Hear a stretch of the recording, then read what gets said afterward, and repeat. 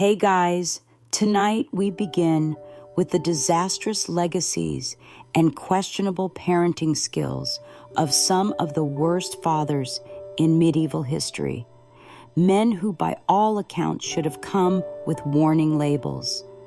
So before you get comfortable, take a moment to like the video and subscribe, but only if you genuinely enjoy what I do here.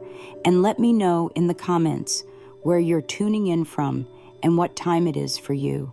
It's always fascinating to see who's joining us from around the world. Now dim the lights, maybe turn on a fan for that soft background hum, and let's ease into tonight's journey together. You might know King John as the villain in every Robin Hood story ever told. But what you may not know is that he was also a world-class contender for least emotionally available father of the 13th century. And that's saying something in an era where parenting was mostly yelling and arranging strategic marriages before your kid hit puberty. John ascended the English throne in 1199, and within weeks, he managed to alienate pretty much everyone.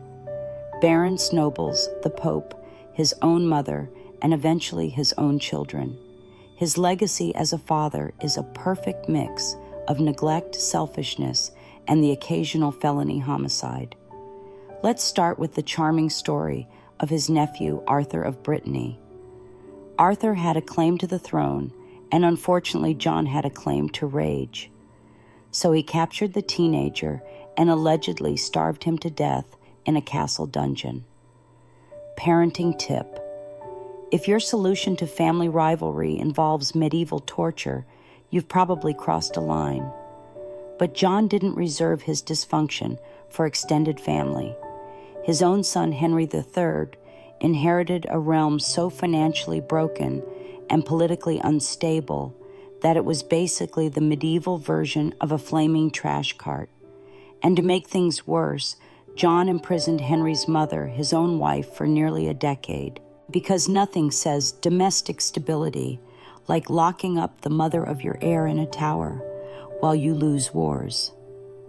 He taxed the nobles into open rebellion, lost most of his French territories in a single tantrum disguised as a campaign, and eventually got forced to sign the Magna Carta, which he immediately ignored because rules are for peasants.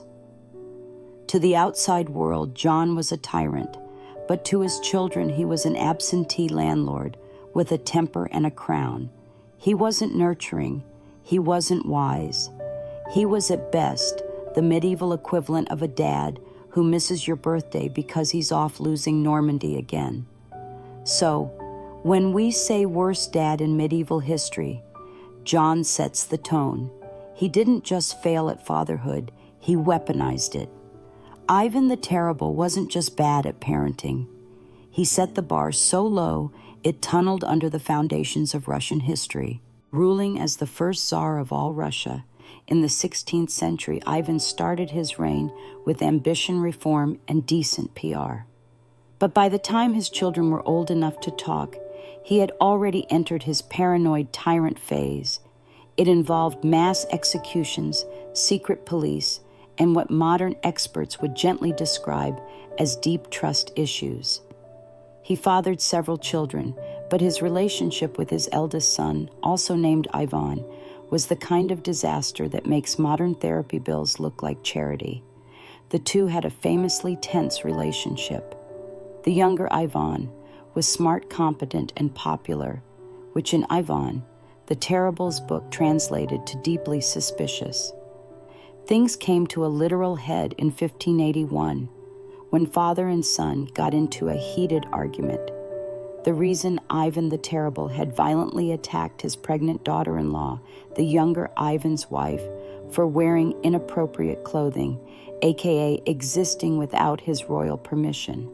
The younger Ivan confronted him. Words were exchanged, voices raised. Then, in true overkill fashion, the elder Ivan struck his son across the head with his scepter in a fit of rage. His son fell bleeding, dying. There's even a painting of the moment. Ivan cradling his son's lifeless body wide-eyed in horror, finally realizing that maybe yelling less and not hitting your children with the metal rod might have been a better move. This was not just the death of a son, it was the death of Ivan's political future. His remaining heirs were weak and unfit to rule, setting the stage for the time of troubles, which is as fun as it sounds. Russia descended into chaos, famine, and succession crisis, all because Dad couldn't keep his temper in check. Ivan's guilt didn't make him a better father. If anything, it made him worse. He doubled down on executions, imprisonments, and general psychopathy until his own death in 1584, which came fittingly while he was playing a game of chess, probably cheating. In the medieval dad rankings, Ivan gets full points for Drama Zero for nurture and a Lifetime Achievement Award in royal overreaction. Peter of Castile, also known as Pedro the Cruel, or if you're feeling extra diplomatic, Pedro the Just was the kind of medieval father who made sure his kids learned 2 lessons early. 1, don't trust anyone. And 2, your dad might literally stab your uncle over dessert.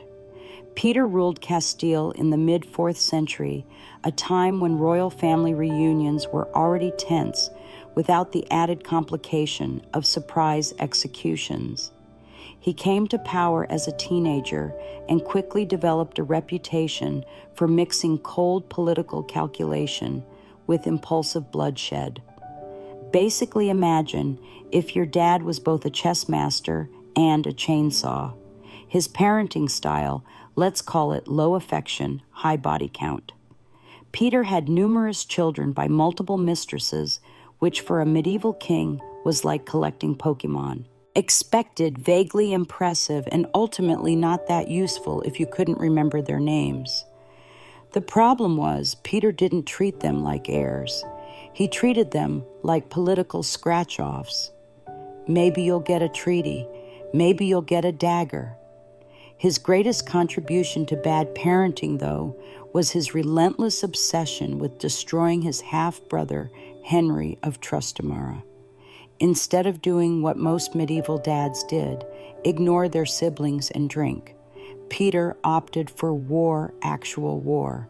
He blamed Henry for treason conspiracies and the general misalignment of the stars. And he didn't stop at petty insults.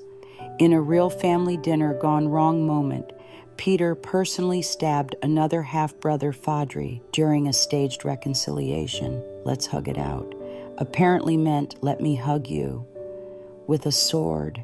So where does this leave his kids, scattered, disinherited, or imprisoned? Some were declared illegitimate. Others were married off like unwanted fruit baskets. One was even tossed into prison by Peter's enemies after Peter's death. Just to keep the tradition of generational trauma going strong, none of them got the throne. That went to his archenemy and half-brother Henry, the one Peter spent his life trying to kill. Poetic, yes. Avoidable also, yes. Peter didn't just fail as a father. He turned fatherhood into a blood sport. Emperor Basil has had one of those glow-up stories that sounds inspiring until you realize it ends in multiple stabbings and a deeply confusing family tree. Born a peasant in 9th century Macedonia, Basil rose through the Byzantine ranks thanks to a mix of charisma, physical strength, and the occasional suspicious disappearance of his rivals. At first, it seems like a rags-to-riches story, stable boy to emperor, but somewhere along the way, Basil read the parenting manual upside down and decided that emotional bonding was optional and assassination was just advanced family planning. Let's start with his rise. Basil cozied up to Emperor Michael III, allegedly becoming his wrestling partner, bodyguard, and possibly his lover. History gets a little blurry there. Michael eventually made Basil co-emperor, which was generous, if not fatally optimistic, because shortly after Basil returned the favor, by murdering Michael in his sleep and taking full control of the empire. Now, this alone doesn't make him a bad dad. That comes later with Leo V's sixth Basil's supposed son. And I say supposed because Basil never quite believed it. Leo was born while Empress Eudokia was still very close with Michael III, which led Basil to do what any paranoid emperor would do: raise the boy with a toxic mix of suspicion, rage, and emotional detachment so thick it could be used to build fortresses. Basil constantly undermined Leo, publicly questioned his legitimacy, and basically made every father-son interaction feel like a live episode of Who's the Real Dad, Medieval Edition. When Leo tried to study philosophy, Basil banned books. When Leo showed signs of leadership, Basil responded by imprisoning his friends and treating him like a political threat instead of, his child. And then, to top it all off, Basil had Leo's closest advisor tortured just to send a message. That message being, I am deeply unwell and should not have children. By the time Basil died in a freak hunting accident involving a stag and a servant's belt. Yes, really. Leo reportedly mourned with all the enthusiasm of someone attending a tax seminar. Basil the excellent climber, terrible dad. He built an empire but couldn't build a functioning relationship with his own son. Philip IV of France, also known as Philip the Fair, not for his personality but for his cheekbones, ruled in the late 13th and early 14th century. And if there's one thing historians agree on, it's that Philip's parenting style made a stone wall look emotionally available. Philip was calculated, intense, and famously silent. His court was cold, disciplined, and efficient, like an early prototype for a corporate office where hugs were strictly prohibited and birthday cards were punishable by exile. He had 4 children, 3 sons and a daughter, and while he technically provided them with crowns, castles, and tutors, affection was less common. Think HR Performance Review energy, but with royal titles. But Philip's true claim to terrible dad fame lies in what became known as the Turdennel affair, a scandal so messy it nearly tore the Capetian dynasty apart. Here's how it went. Philip's only daughter, Isabella, the future She-Ulf of France, married Edward II of England and paid a visit home. During her stay, she noticed that 2 of her sisters-in-law, married to Philip's sons, seemed to be spending a little too much time with 2 knights from the same castle. Gossip turned into surveillance. Purses were swapped. Harettes were found in the wrong bedroom. Isabella snitched. Philip acted, and when I say acted, I mean medieval CSI. He had the women arrested, their lovers tortured, until they confessed, and the knights executed in a particularly graphic and public way. The princesses were imprisoned permanently. One died in captivity. Another may have been quietly murdered. And the sons, well, Philip publicly shamed their wives, but didn't exactly give his boys a pass either.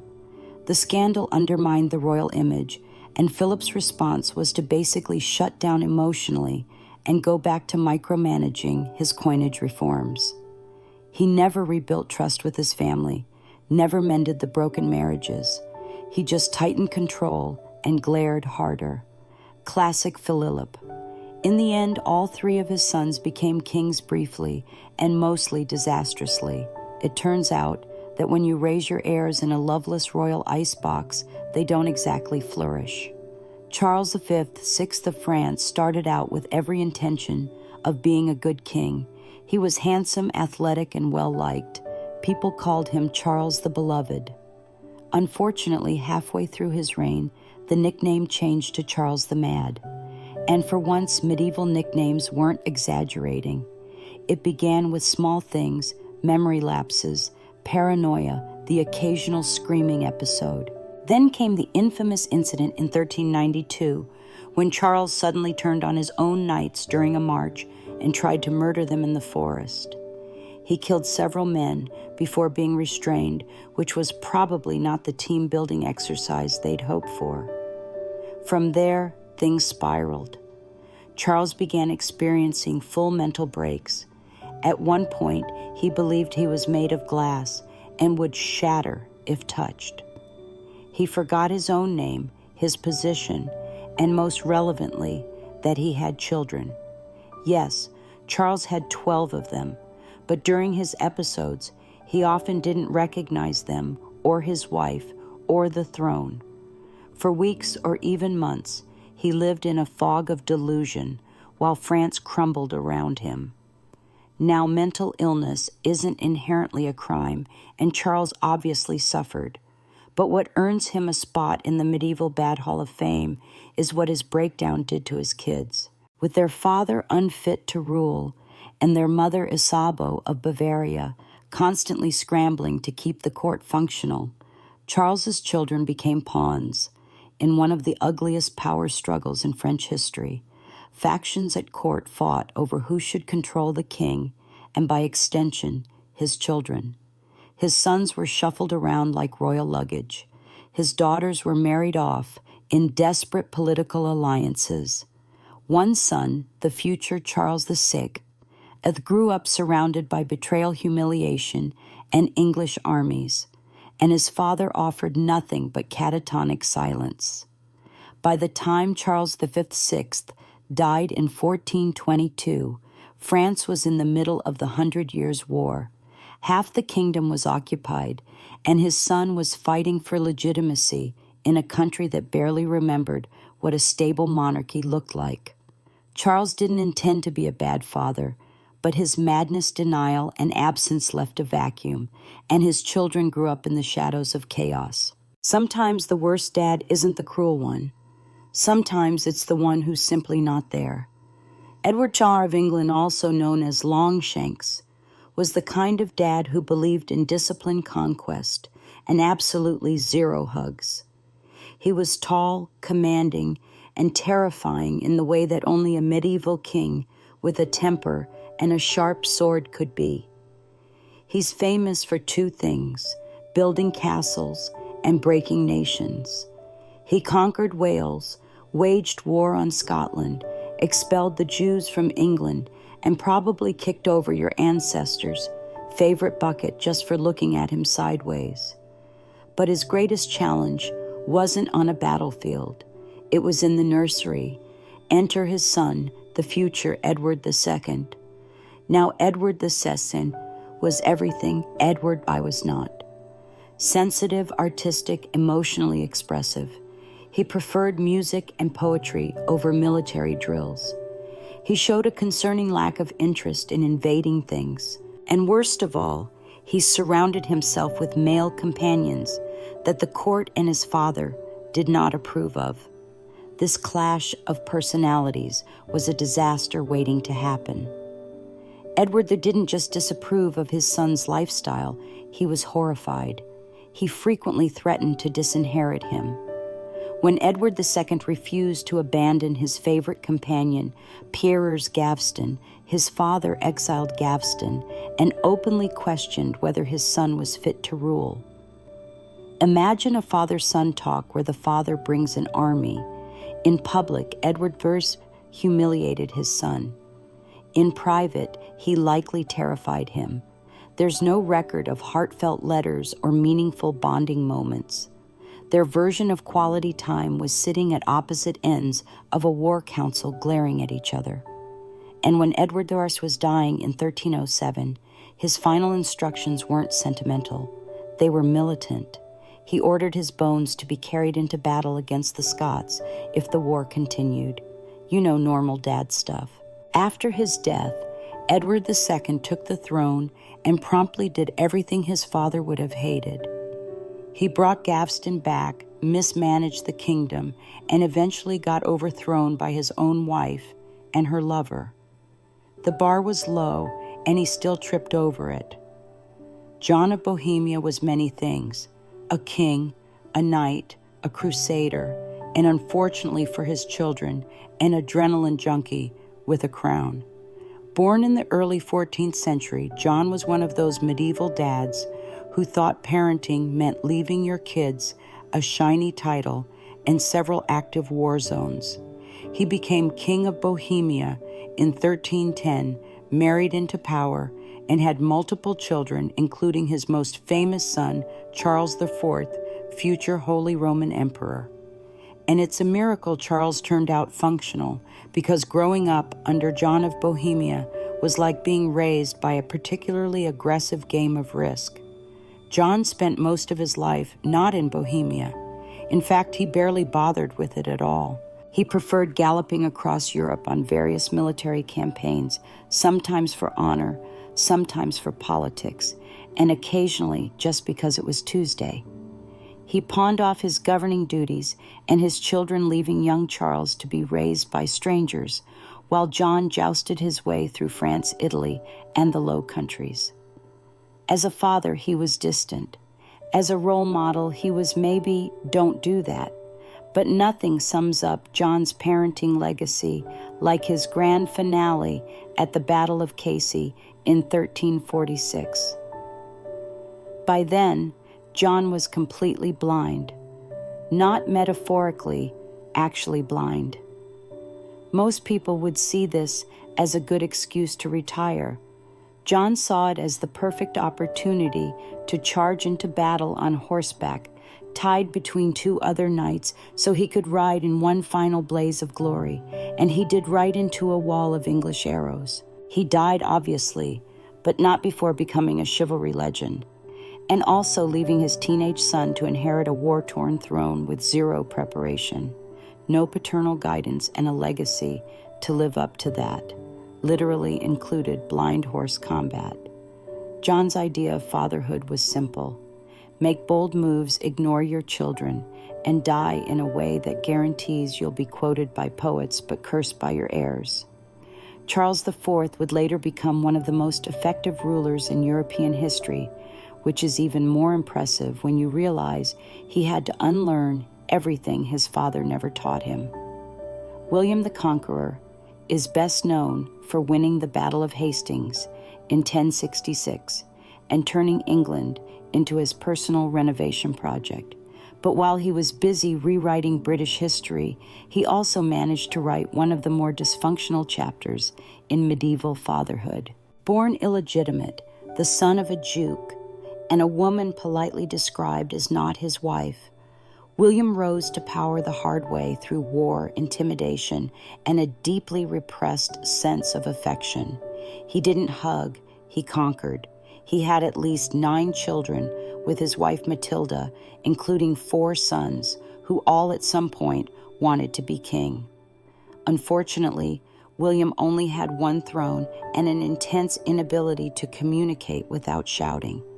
His heir Robert Curthos, a nickname that roughly translates to short pants, which is probably not how you want to be remembered, was the eldest son and expected to inherit Normandy. William, however, had reservations, possibly because Robert was impulsive, arrogant, and once started a street brawl with his own brothers, classic sibling bonding.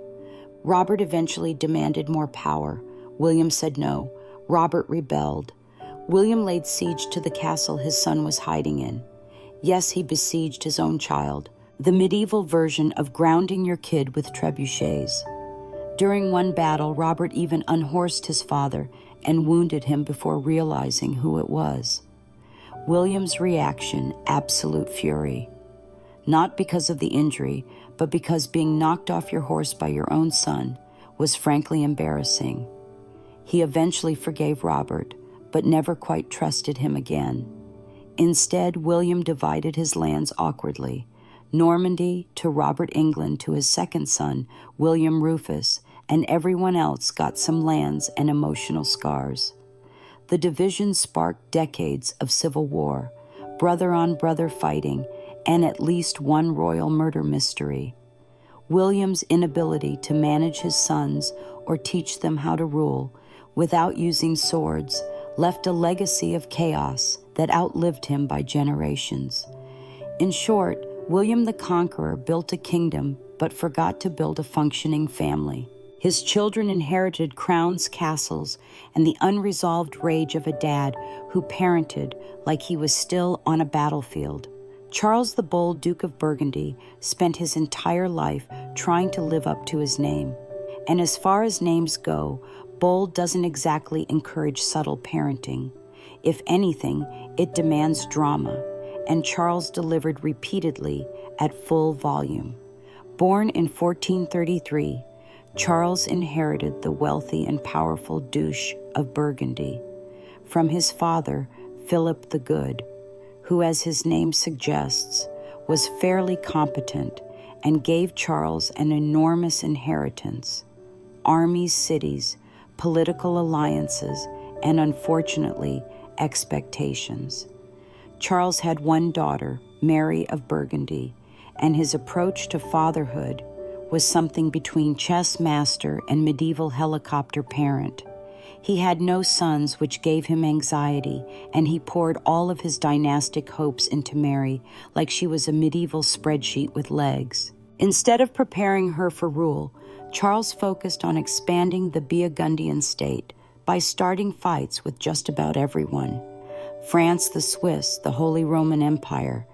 If they had a border, he wanted to push past it. He believed he could carve out a shiny new kingdom for himself, with Mary waiting politely on the sidelines to inherit it. Spoiler: this plan went up in flames. Charles was bold, yes, but also reckless. He fought battles he didn't need to fight insulted allies and underestimated every enemy he had. His final years were a non-stop war, ending in the spectacular disaster of the Battle of Nancy in 1477, where Charles charged headfirst into the Swiss army and was killed. His body was found days later, frozen in the snow, half-eaten by wolves, which historians agree is never a great postscript for your parenting resume. The real tragedy, Mary, only 19, was left to clean up the mess. With no preparation, no solid alliances, and every major European power now circling like vultures, she was forced to marry into the Habsburg dynasty to survive. A move that changed the course of European history and made Burgundy a battlefield for centuries. Charles the Bold didn't leave his daughter a legacy. He left her a smoking diplomatic crater and an army of enemies. He wanted to be remembered as a king. Instead, he's remembered as a cautionary tale and possibly wolf food. If Alonso XI of Castile had been alive today, he'd have his own reality show, something like Keeping Up with the Illegitimates or The Royal Bachelor Iberian Edition. Ruling in the first half of the 14th century, Alonso was a skilled military leader who spent much of his reign fighting off Muslim forces in the Reconquista. On the battlefield, he was decisive and effective. At home, however, he was decisively disastrous as a father, especially if your name wasn't Leonor of Guzman. Let's explain. Alonso married Maria of Portugal, a proper royal match designed to keep Iberian alliances clean and politically efficient. But Alonso had zero interest in his wife. He had another woman in mind, Leonor of Guzman, a noble woman who quickly became his mistress, his confidant, and eventually the mother of 10 of his children. 10, not 2, not 4. 10. He was building his own soccer team on the side. These were not hidden children either. Alonso flaunted them at court. He gave them titles. He gave Leonor estates. He treated the whole thing like a medieval Instagram feed. Here's me with my mistress. Here's me promoting her sons. Here's my actual queen sulking in the background. Maria, understandably, did not appreciate this. The real problem came after Alonso's sudden death from the Black Death in 1350. His legitimate son, with Maria Peter I of Castile, later known as Peter the Cruel, spoiler alert, became king at the age of 15, and was furious about his father's favoritism. His first major act avenging his mother.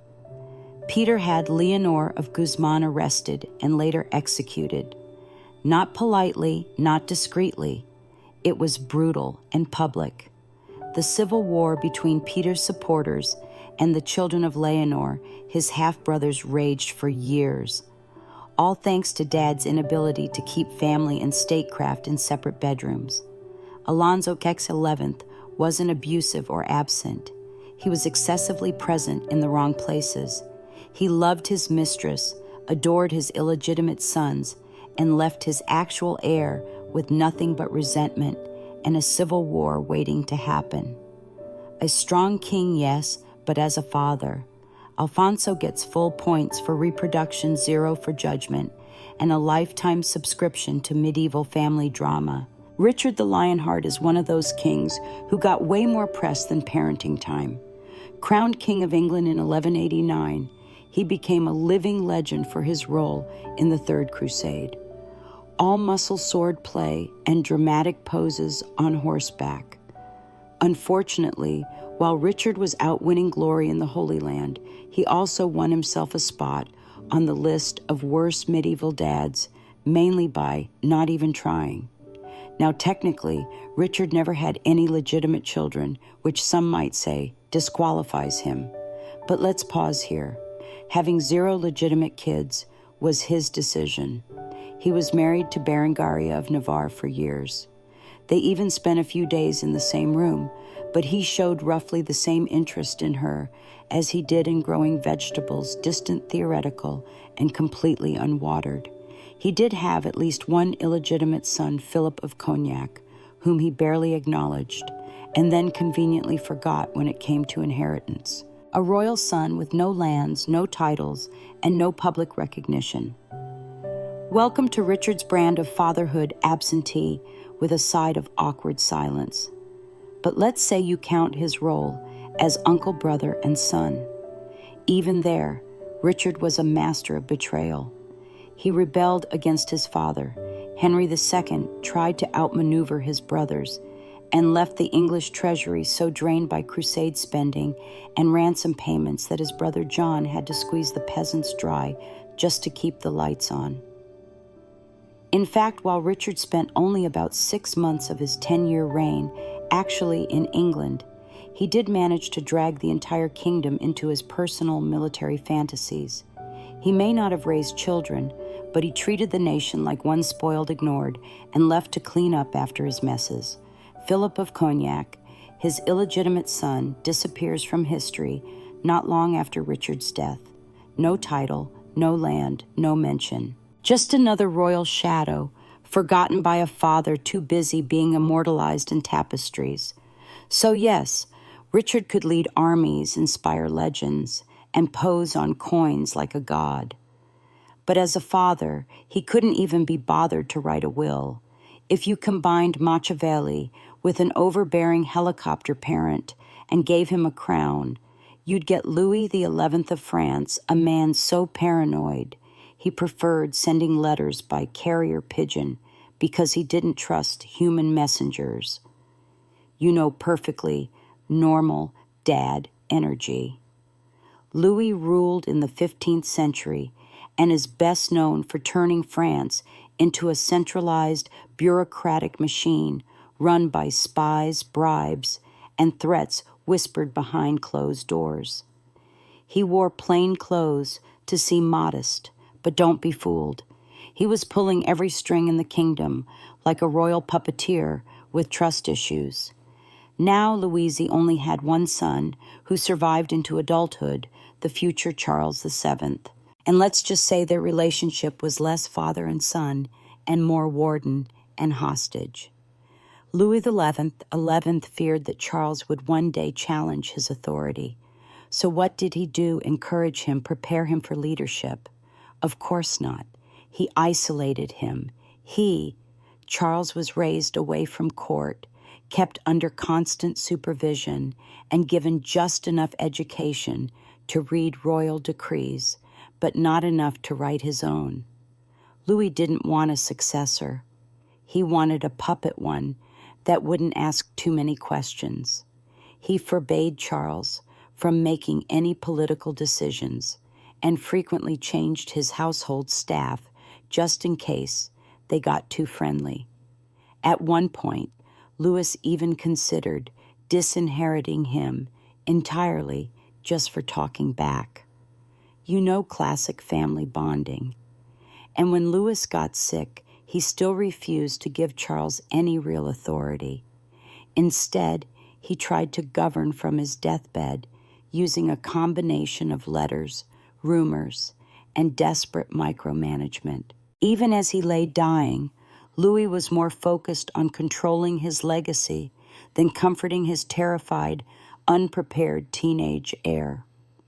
By the time Charles VII finally took the throne in 1483, he was a sheltered 18-year-old with no clue how to run a kingdom, which led directly to some of the worst military and political decisions in early modern France. Louis XI ruled through manipulation, secrecy, and sheer paranoia. As a king, he was clever. As a father, he was emotionally unavailable, pathologically suspicious, and the human version of a locked door. Charles II of England was known as the Merry Monarch, which sounds delightful until you realize it mainly refers to how much time he spent drinking, gambling, and enthusiastically ignoring anything that resembled responsibility, including fatherhood. When Charles returned to the English throne in 1660, after years in exile and a rather unfortunate detour known as the English Civil War, the country was tired of Puritanism. So Charles brought the party back, theaters reopened, wigs got taller, and court life became one long royal after-party.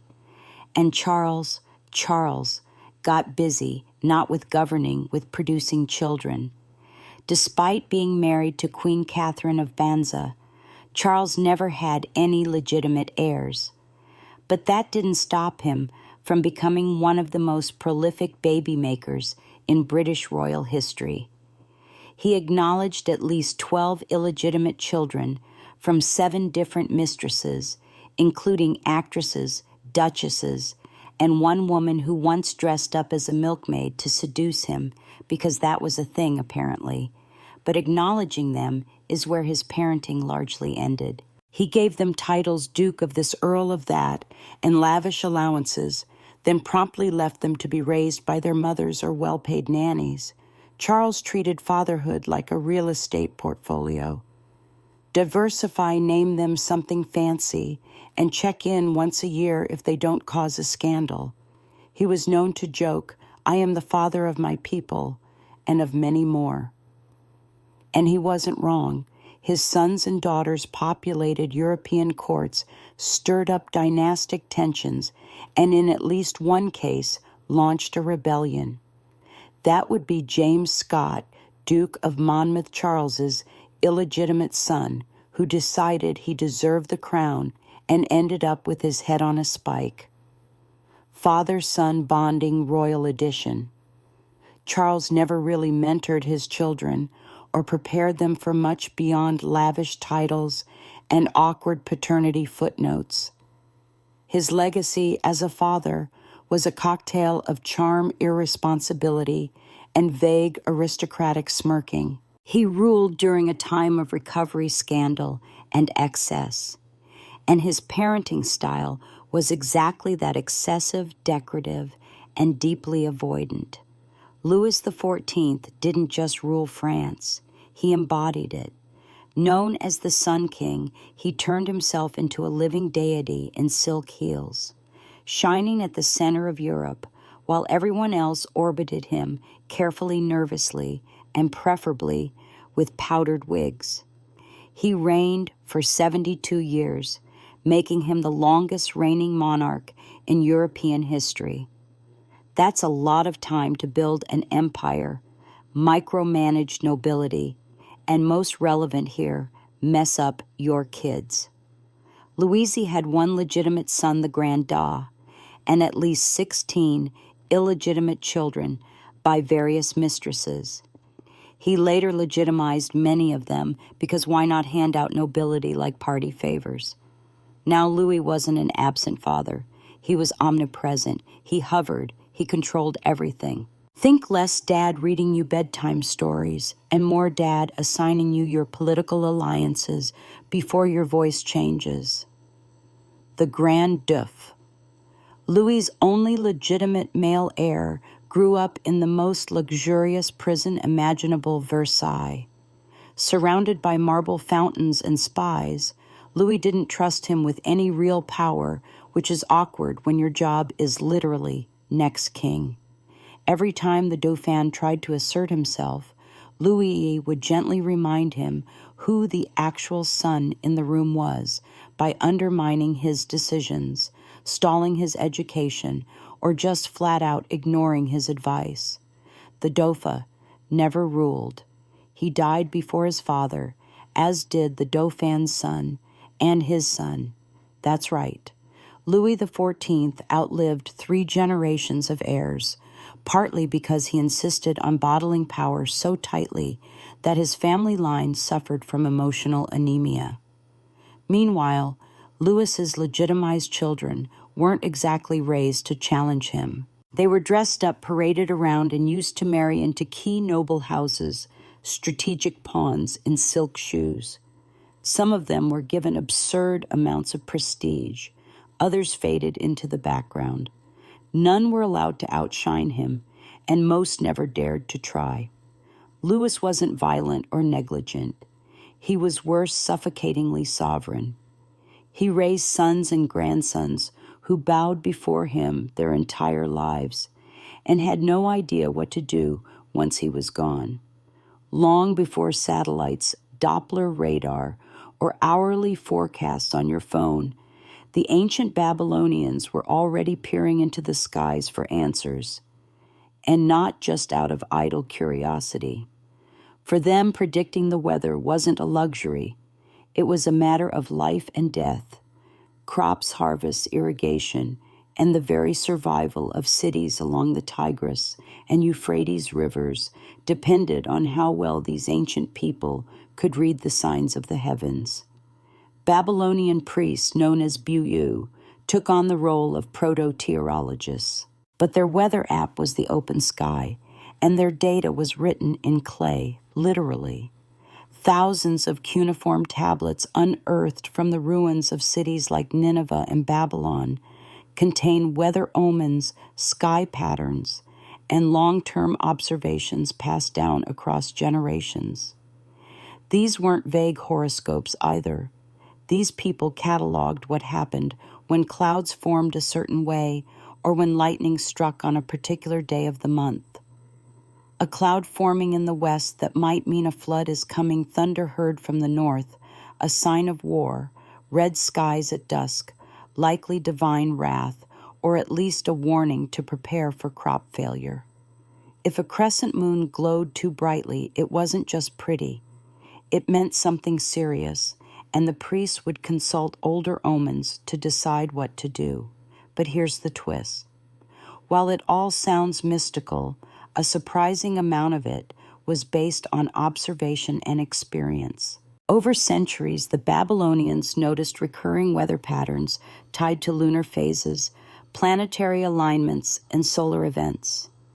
Their weather omens evolved into probabilistic logic.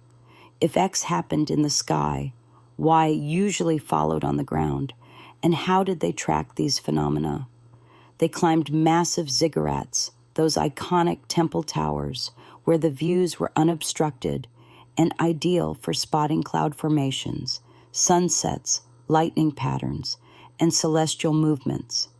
Imagine standing atop a stone mountain, watching the horizon with trained eyes, looking not just for clouds, but for messages from the gods. To the Babylonians, weather wasn't just natural. It was political, spiritual, and terrifying.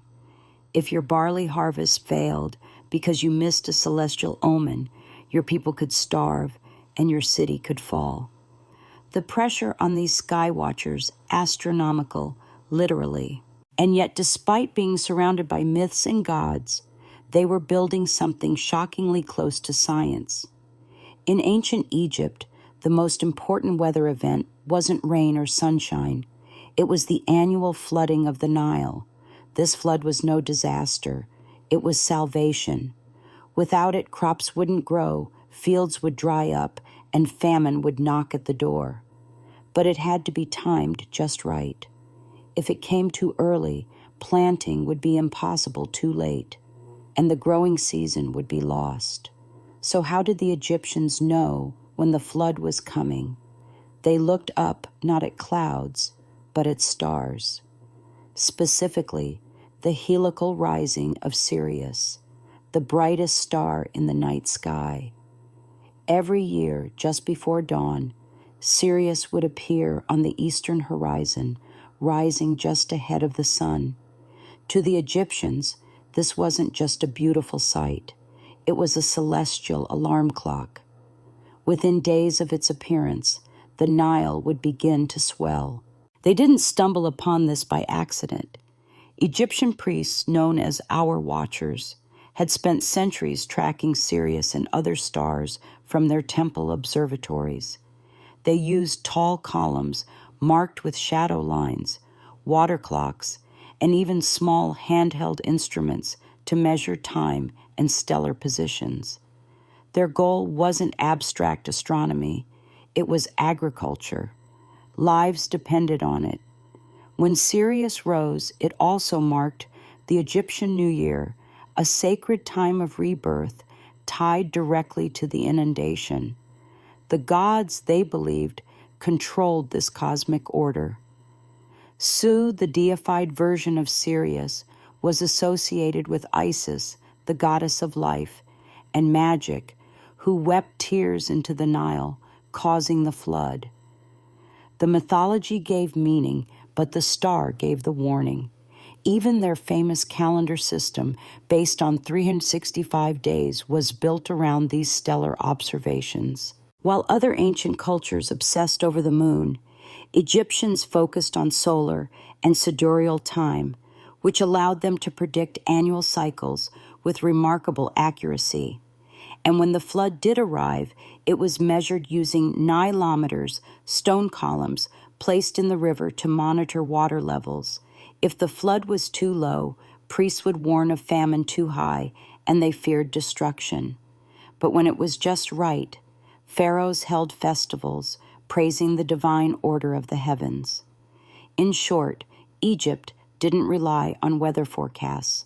They relied on a cosmic dance between stars gods and the river that gave them life. To predict the future, they simply waited for Sirius to rise. High in the rugged Andes, where the air is thin and the clouds cling to jagged peaks, ancient Andean farmers faced a brutal reality. Weather determined survival, but without stars clearly visible year-round or sprawling rivers like the Nile, they had to develop their own systems. And surprisingly, some of their most trusted meteorologists had 4 legs, fur, and hooves. In the Andean highlands, farmers carefully watched the behavior of llamas, alpacas, and even guinea pigs to detect coming weather shifts. If llamas rolled aggressively or changed their grazing patterns, that could mean a cold snap was on the way. When guinea pigs became more restless than usual, it was sometimes interpreted as a signal of incoming storms. Andean people believed animals being more attuned to the earth could sense subtle environmental changes before humans could. But it wasn't just about animals. These communities, especially the Queta and Aymara peoples, combined animal observation with deep sky law and landscape awareness. For example, they would look to the Yanafuyu, or black clouds, dark patches in the Milky Way visible during certain seasons. These cloud-like silhouettes weren't made of stars, but of interstellar dust, and Andean sky watchers believed their shapes predicted rainfall. A larger llama shape in the sky meant plentiful water, a distorted or faint one. Drought was coming. They also examined the snow lines on nearby mountains. If the snow melted too fast, it could signal a dangerously dry season. If it clung to the peaks longer than usual, it might mean floods. The entire Andean worldview was based on reciprocity with nature. You didn't control the weather, you negotiated with it. Ceremonies and offerings like pagos a la tierra, payments to the earth, were performed to appease the spirits believed to inhabit the weather systems. Timing was everything.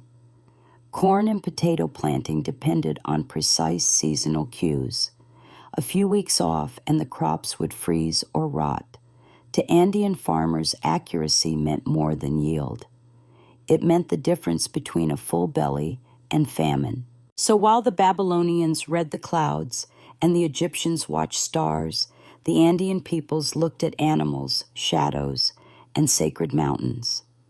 Their tools were different, but the mission was the same: to survive in a world where the skies held your fate and the earth was always whispering if you knew how to listen. In ancient China, the weather was more than a natural occurrence. It was a reflection of cosmic harmony. The emperor wasn't just a ruler. He was the son of heaven, tasked with maintaining balance between earth and the celestial order. If the skies darkened unexpectedly or drought struck the land, it wasn't just bad luck. It was a sign that something was spiritually out of alignment. The stakes were both agricultural and political.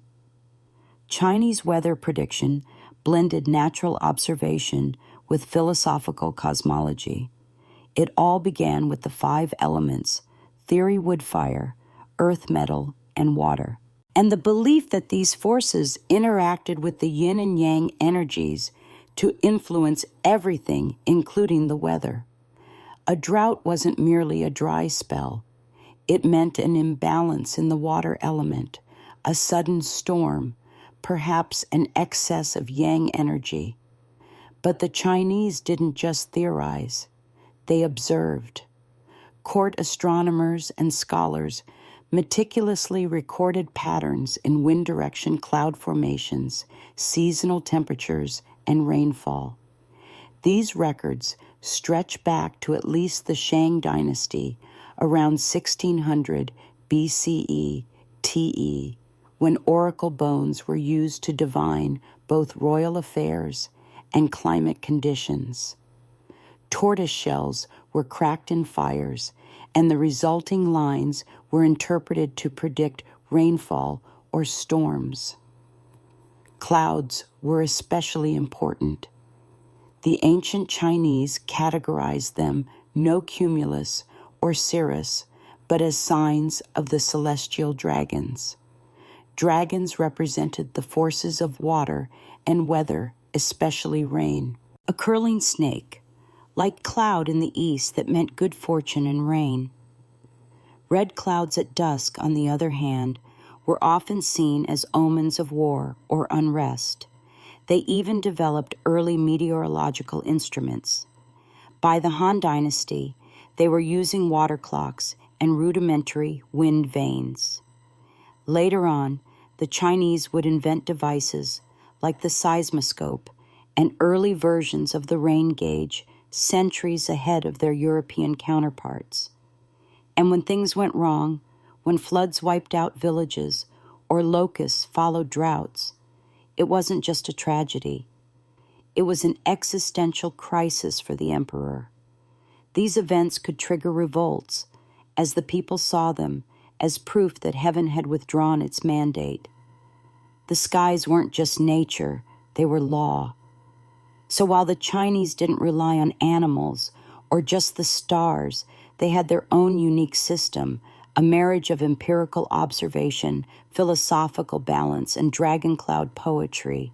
And if you wanted to rule China, you'd better know what the wind was whispering. In ancient Greece, weather prediction began to peel away from the gods and steer towards something we'd recognize today, logic. That doesn't mean the Greeks abandoned divine explanations altogether. Zeus was still flinging thunderbolts, but a handful of thinkers began asking dangerous questions. What if the skies weren't ruled by temperamental gods, but by natural laws.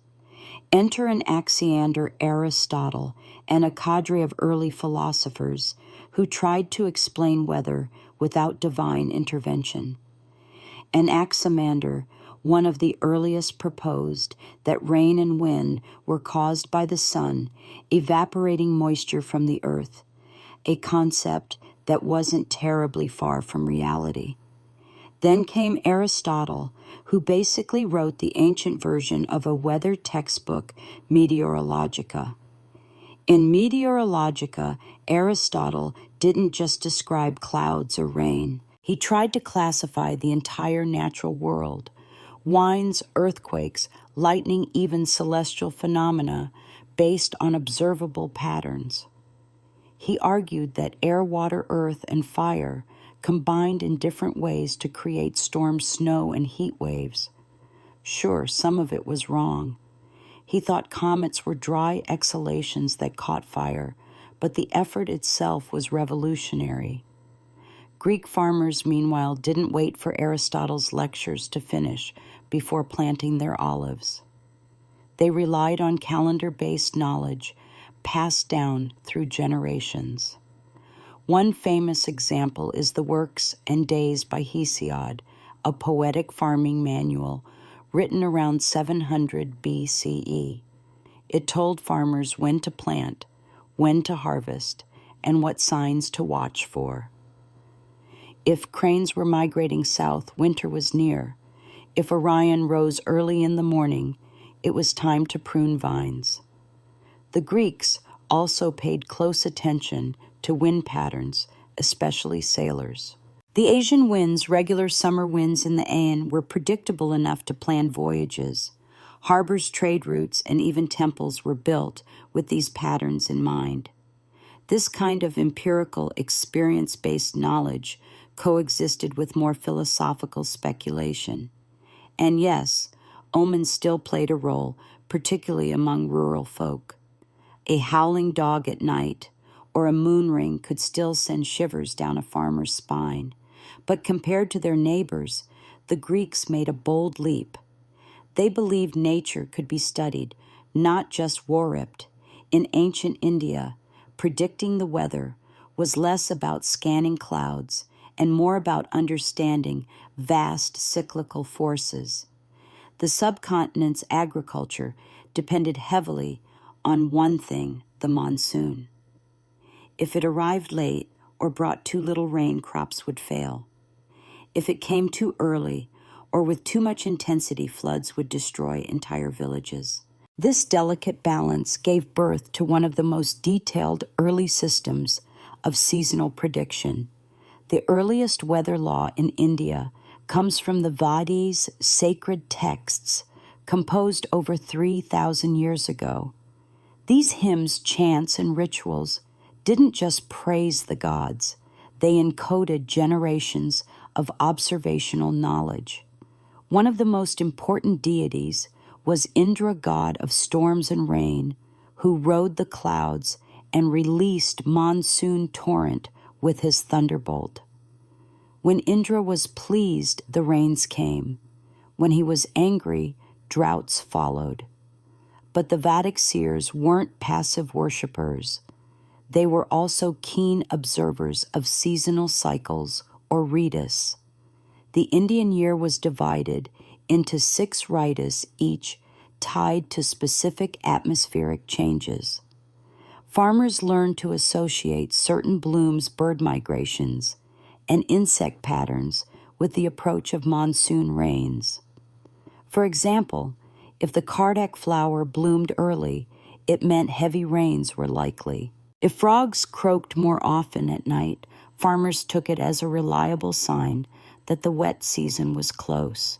The ancient Siddhantic texts, which came later, incorporated even more rigorous astronomical frameworks.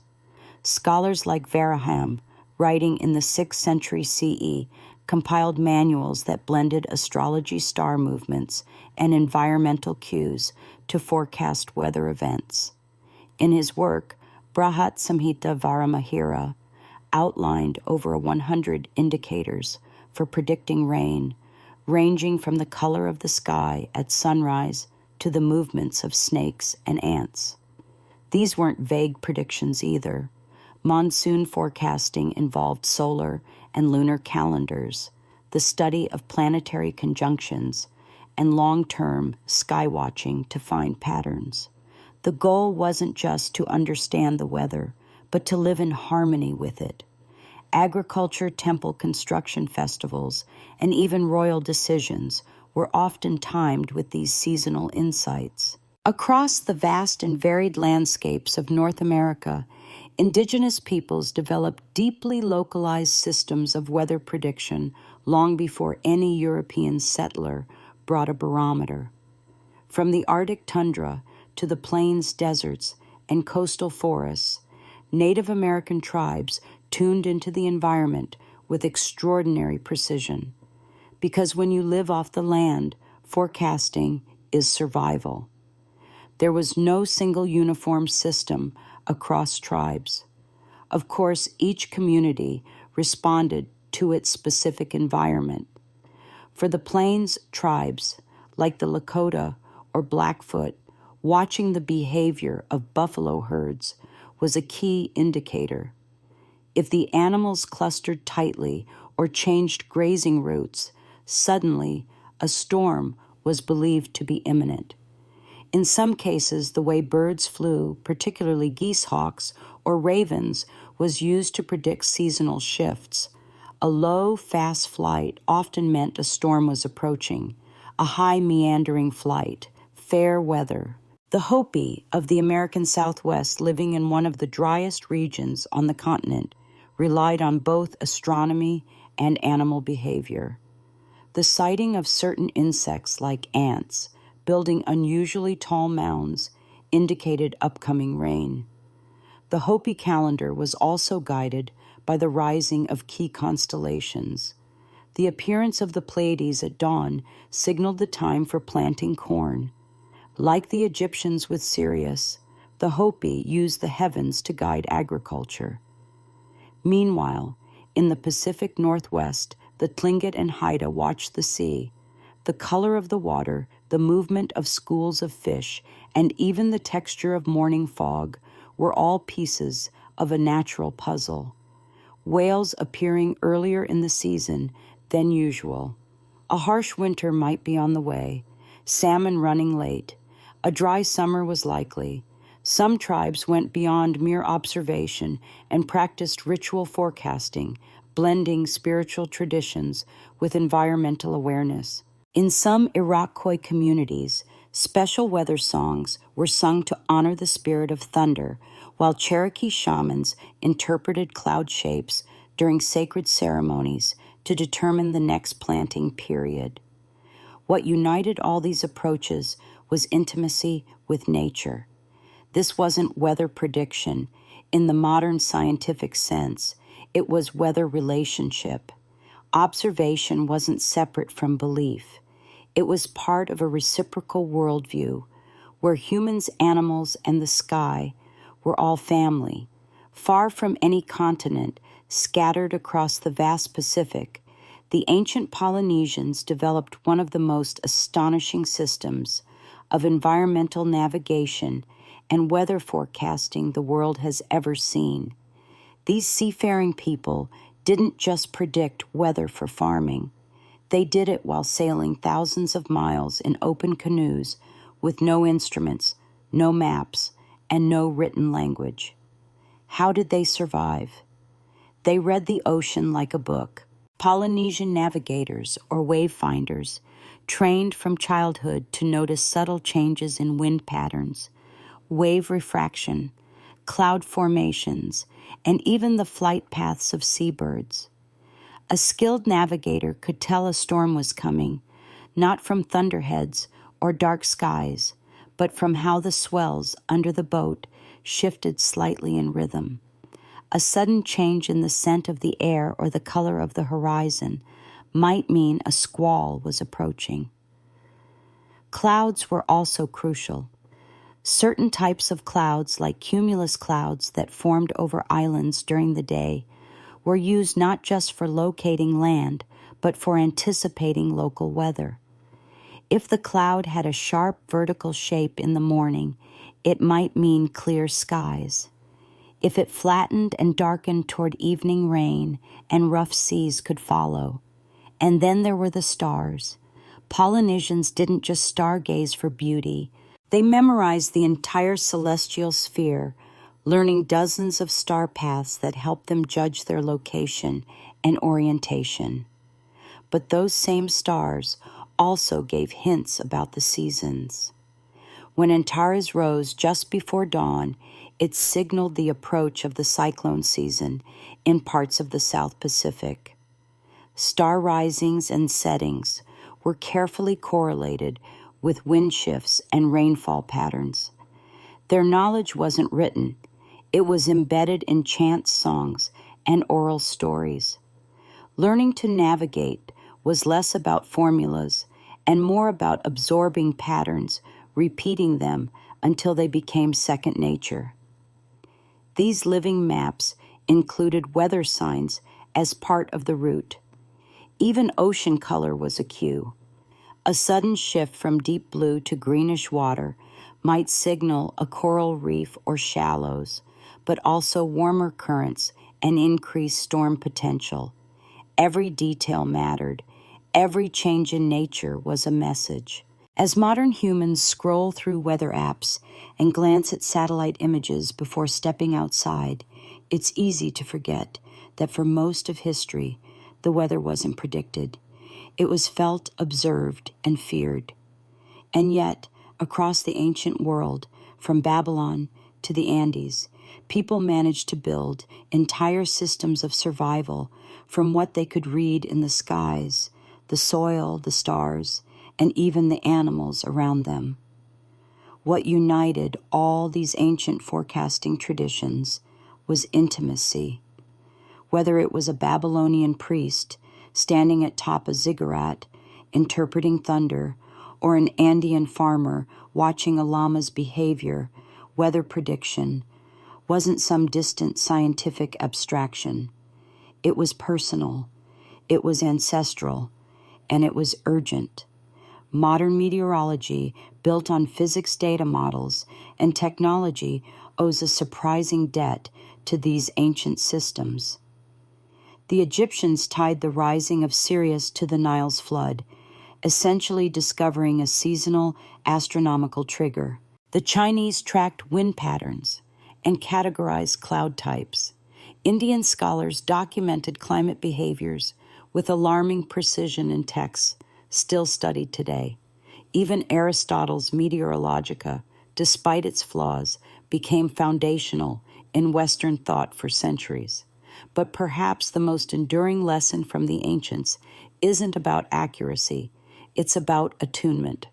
These civilizations didn't just predict the weather, they respected it. They wove it into religion, ritual, poetry, and politics. Weather wasn't just something that happened, it was something that spoke, and that worldview might be worth reclaiming.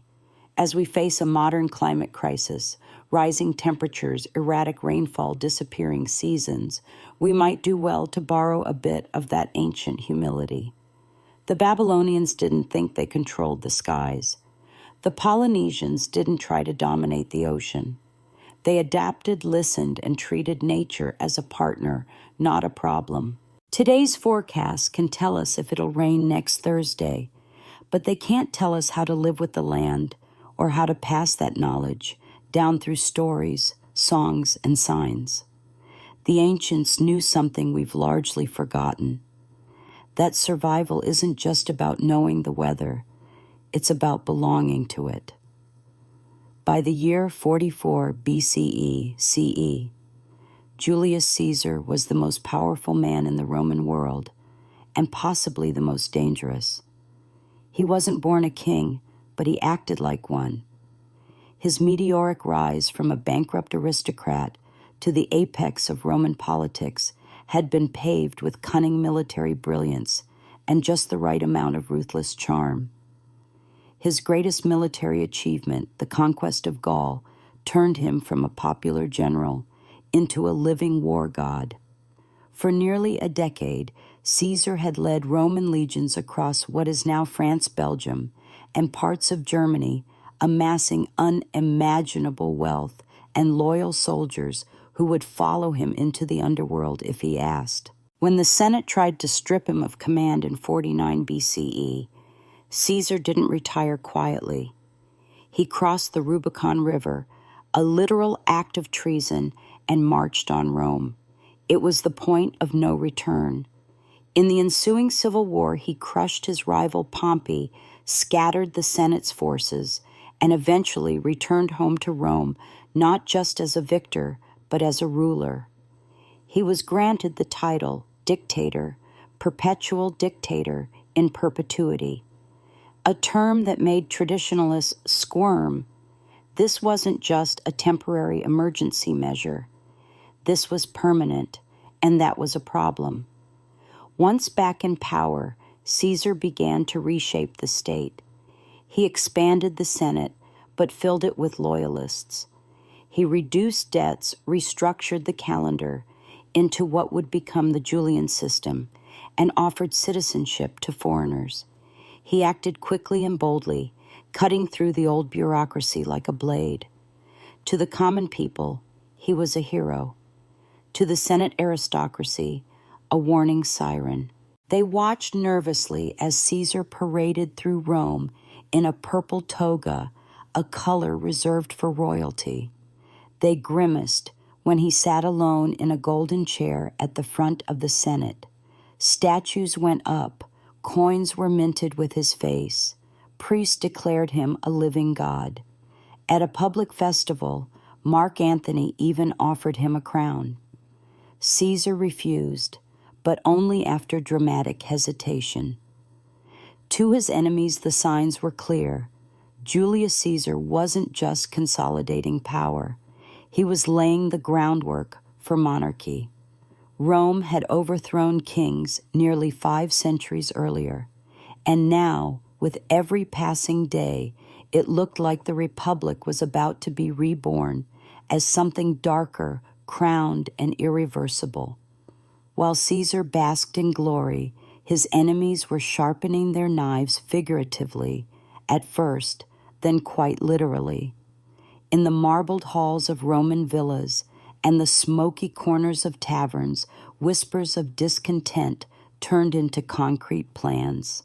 To many senators, Caesar's concentration of power wasn't reform, it was tyranny, and tyrants, according to Roman tradition, could be removed permanently.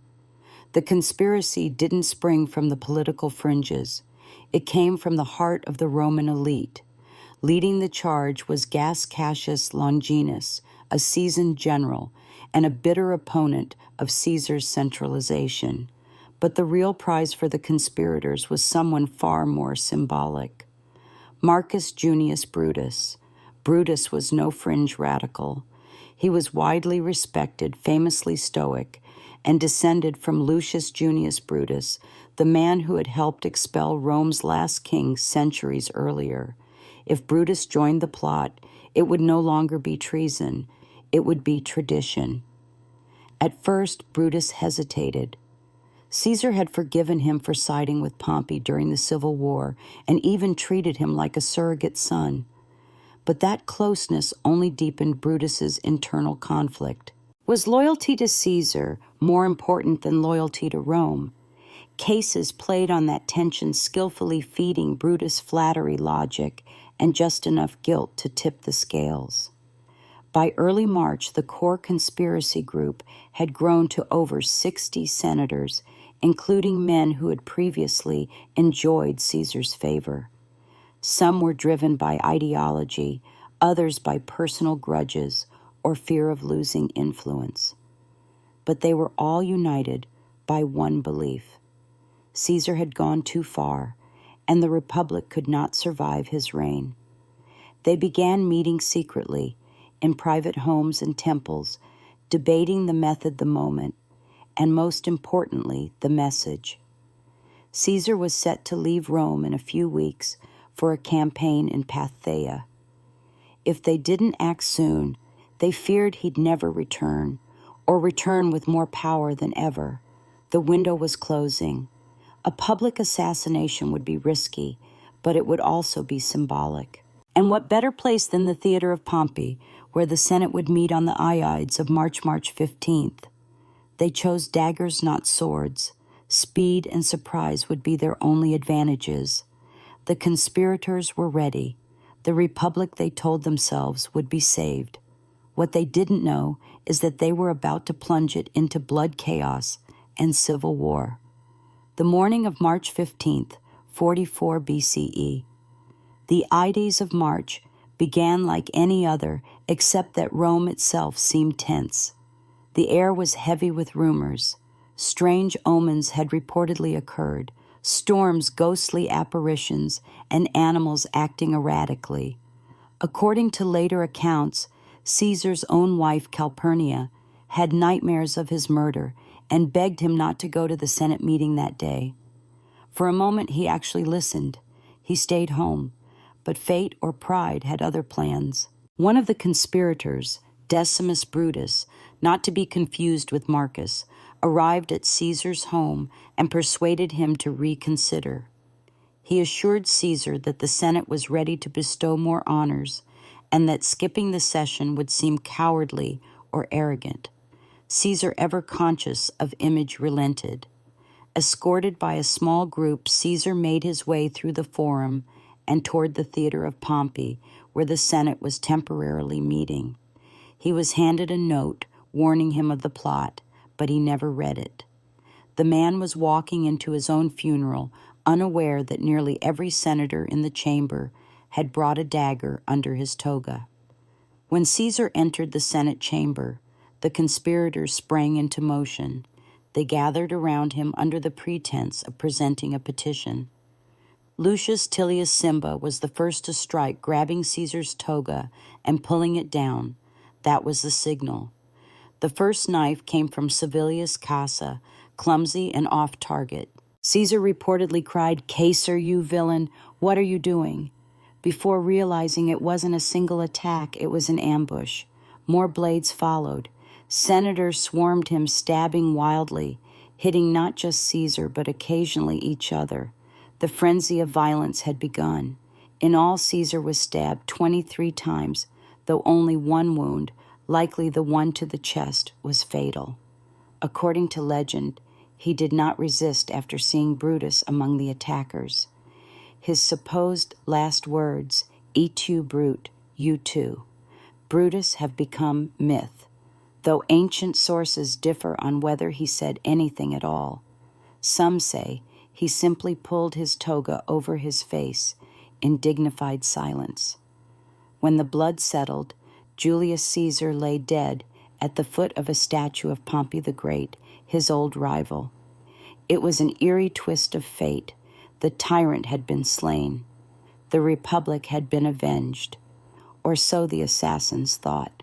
When the bloodied body of Julius Caesar hit the Senate floor, the conspirators believed they had saved the republic.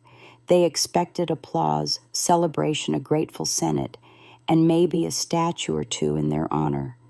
What they got instead was panic. As Caesar's lifeless form lay crumpled beneath the statue of Pompey, the chamber fell into stunned silence.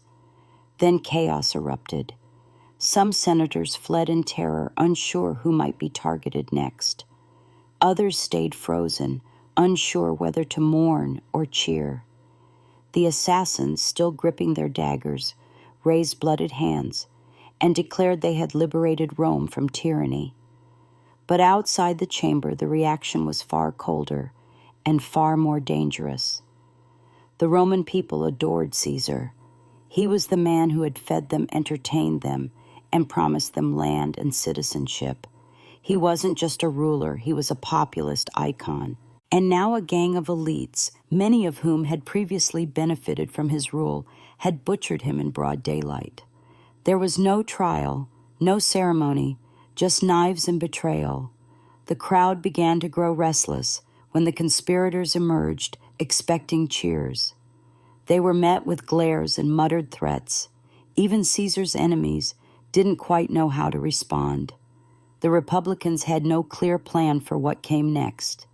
There was no successor, no governing council, no roadmap, just a political vacuum. In the hours following the murder, the conspirators retreated to the Capitol Line Hill, fearing retaliation.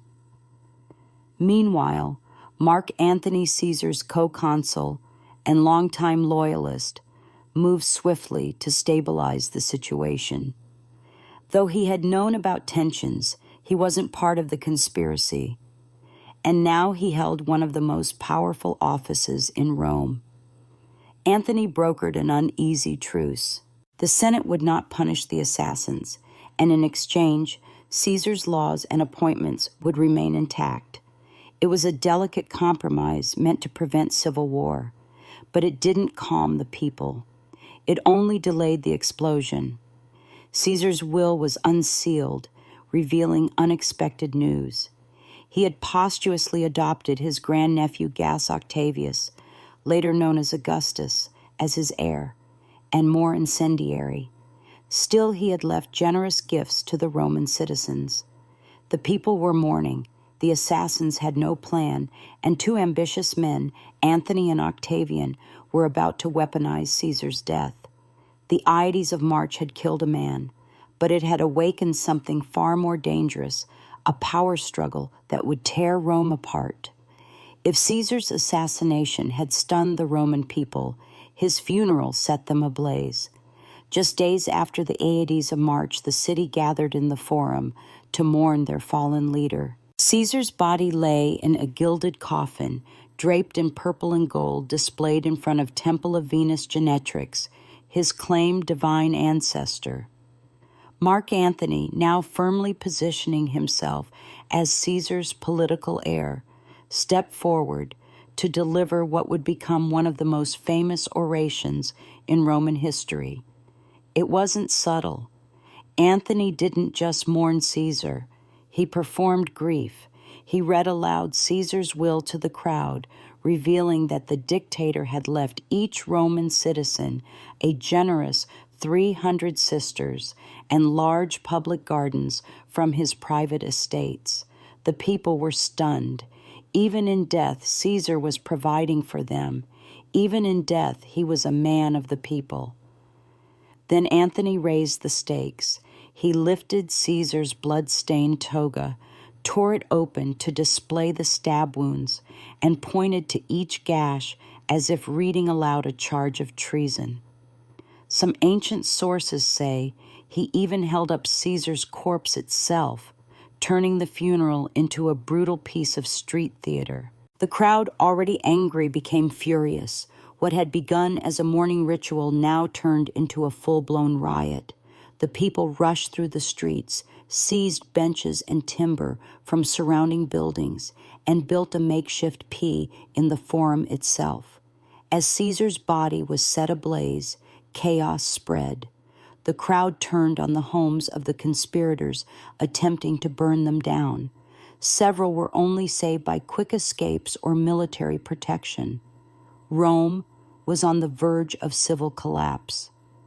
The conspirators, now clearly out of favor, realized their worst fear. They had not killed a tyrant.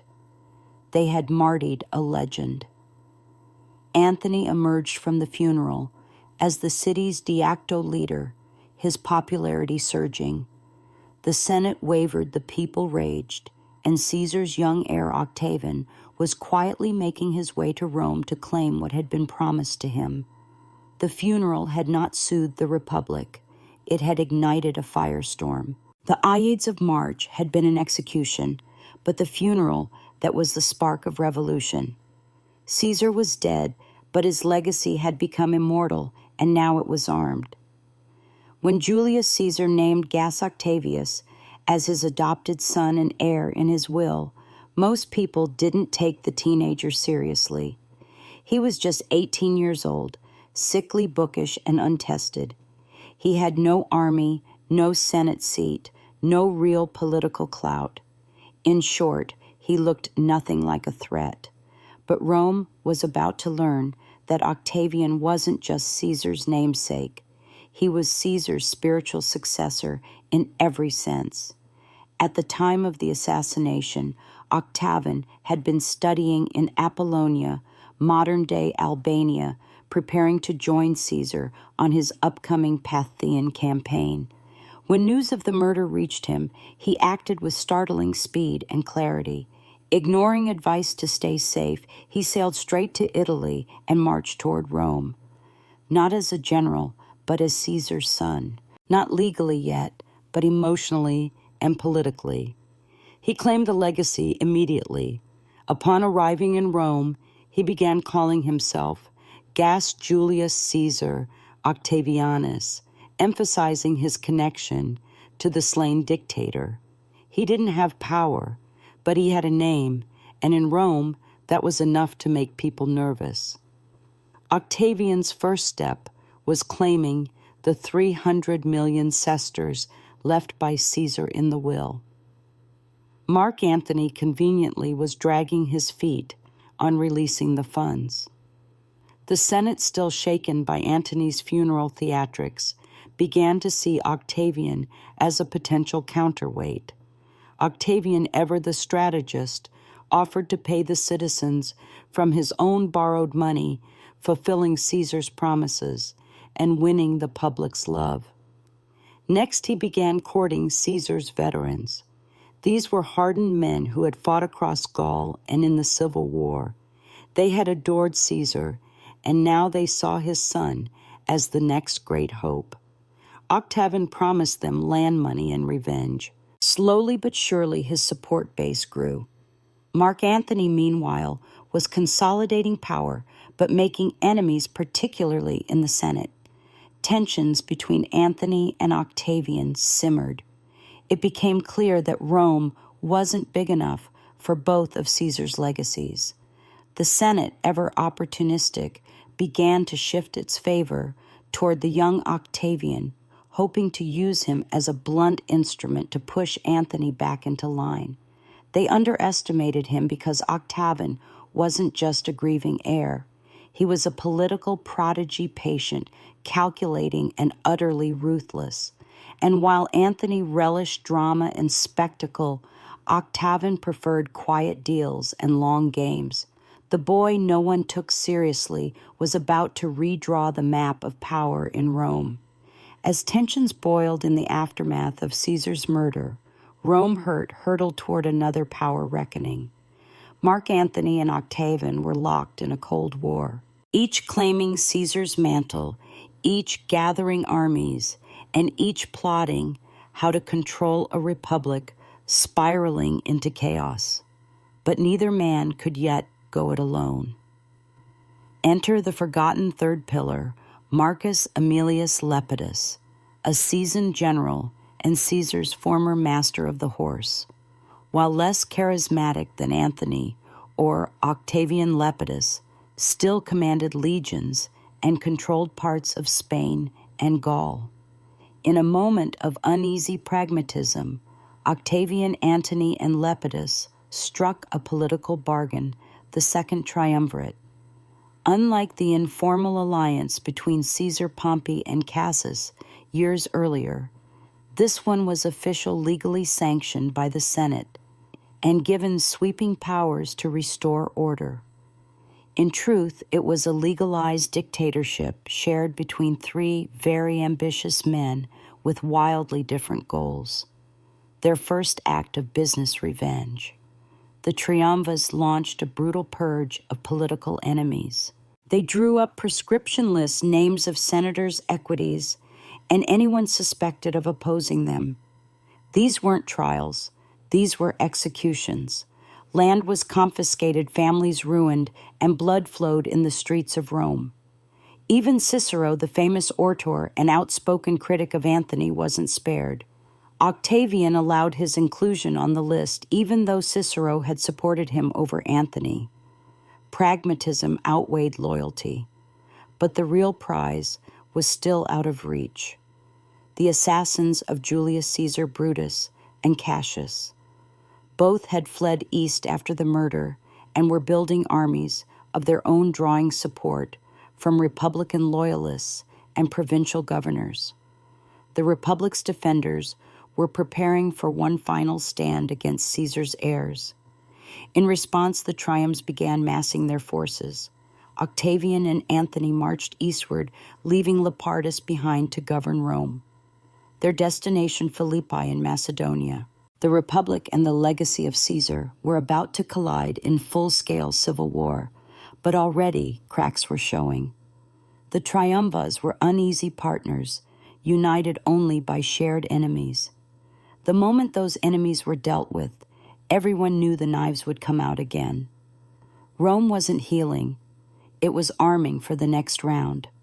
The Republic was dying not with legislation or reform, but with swords, alliances, and betrayals. Just as Caesar had warned, the die is cast. In 42 BCE, the fragile Republic faced its final test on the plains of Philippi in northern Greece. On one side stood Brutus and Caesar, the lead conspirators in Caesar's assassination. They now commanded a combined force of nearly 100,000 troops, backed by Republican senators and provincial allies. On the other side, the forces of the Second Triumvirate, Octavian and Mark Antony, united by vengeance and ambition. The stakes were colossal. This wasn't just about Caesar anymore. It was about the soul of Rome. Cassius and Brutus had the advantage of position and numbers. They fortified high ground and hoped to outlast their enemies. But Antony, the more seasoned general, proved aggressive and clever. On October 3rd, the first engagement broke out.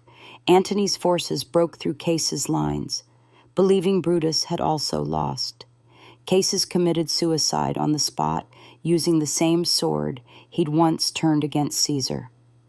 But Brutus held firm for a few weeks longer. On October 23rd, the second battle commenced. Brutus, without Caesar, and now heavily outnumbered, made a final stand. His troops fought valiantly, but Antony's cavalry outflanked them. As his army crumbled, Brutus withdrew, and like his co-conspirator, took his own life. His final words, a mix of regret and duty. Virtue, you were a mere name. The death of Brutus marked the symbolic death of the Roman Republic. The ideal of shared governance, checks and balances, and senatorial rule was buried alongside him. With the victory at Philippi, Antony and Octavian emerged as masters of Rome. But their alliance, already built on necessity, more than trust, began to strain immediately. Antony lingered in the east, growing closer to Cleopatra, Queen of Egypt. Octavian returned to Rome, consolidating his power and framing himself as the defender of Roman values. Back in the capital, Octavian pushed land reforms to satisfy Caesar's veterans, reshaped the Senate, and positioned himself as the calmer, more stable voice in contrast to Antony's exotic escapades. The civil wars were not yet over, but the dream of the old republic was. The Senate was a ghost of its former self, and political power now belonged to those who commanded armies and loyalty. What began with the murder of one man had unraveled an entire system. The battlefield at Philippi didn't just bury Brutus and Caesar, it buried the Republic itself. With Brutus and Caesar dead and the Republic in ruins, Rome was left in the uneasy hands of two victors, Octavian and Mark Antony. But if history had taught the Romans anything, it was this: power never stays shared for long. At first, the Second Triumvirate limped forward. Octavian ruled the west, Antony controlled the east, and Lepidus was pushed into political irrelevance. The two main rivals pretended at cooperation, but beneath the surface, they were maneuvering for total control. The breaking point came not in Rome, but in Alexandria, Egypt. Antony had become entangled both politically and romantically with Cleopatra, seventh, the powerful and ambitious Queen of Egypt. To many in Rome, this relationship was more than scandalous. It was treasonous, Rumors swirled that Antony intended to divide the Roman Empire among Cleopatra's children, even crown her as Queen of Rome.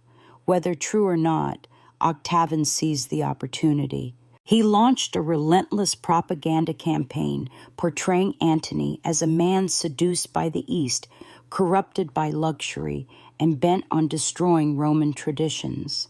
Cleopatra was painted as a foreign temptress manipulating Rome's destiny from afar. The Senate, nervous and eager to side with stability, backed Octavian. In 31 BCE, the two titans clashed at the Battle of Actium, a naval showdown off the western coast of Greece. Octavian's general Agria outmaneuvered Antony's fleet. The result, a catastrophic defeat. Antony and Cleopatra fled to Egypt, where a year later they both committed suicide. The final obstacle was gone. Octavian returned to Rome, not just as a victor, but as something new. In 27 BCE, he formally handed back powers to the Senate, only for them to immediately grant him unprecedented authority. He was given the title Augustus, meaning the revered one. It was a master stroke. He appeared to restore the Republic, all while quietly becoming its emperor in all but name. Thus was born the Roman Empire. Augustus ruled for over 40 years, bringing stability, prosperity, and a carefully curated image of peace. But behind that facade was the truth. The Republic had died with Caesar on the Ides of March. What followed was not rebirth, but transformation. The daggers meant to restore liberty had instead cleared the path for monarchy. Caesar's blood fertilized the soil from which an emperor grew, and Rome would never be the same again. Tokugawa Ieyasu entered the world in 1543 as Matsuura Takeo, a child born into turbulence. Japan was deep in the Sengoku Jidai, the Warring States period, a time when regional lords or daimyo vied for dominance in a fractured land. Alliances shifted overnight, betrayal was routine, and bloodshed was business as usual. Born into the Matsudaira clan, a minor noble family based in Mikawa province, young Teitio was surrounded by enemies from his first breath. The Matsudaira was squeezed between two powerful and ambitious neighbors, the Oda clan to the west and the Imagawa clan to the east.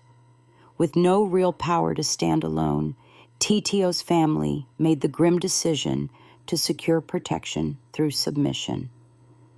At just 6 years old, the boy was sent away as a political hostage to the Imagawa, effectively a living pledge of loyalty. But fate twisted cruelly. While en route to the Imagawa court, the Oda intercepted the caravan and took the boy for themselves. For the next 2 years, young Tachio lived under the control of Oda Nuhide, father of the future warlord Oda Nobunaga. Although treated with some care, he was still a prisoner, a bargaining chip. Eventually, after negotiations and trades, he was handed over to Imagawa Yoshimoto, who raised him in Sunpu as a noble hostage. But captivity didn't break Teitio. It shaped him. Under the Imagawa, he was educated in classical Chinese texts, martial arts, diplomacy, and the art of war. He was taught how to read people, how to speak with caution, and most importantly, how to wait. While other boys dreamed of glory, he learned the value of patience and positioning. Though he was technically a hostage, he was not forgotten. His father died in 1549, leaving the young boy head of the Matsuura clan in name. Though his autonomy was still years away, even in his teens, he began to show hints of the man he would become. Quiet, deliberate, always watching.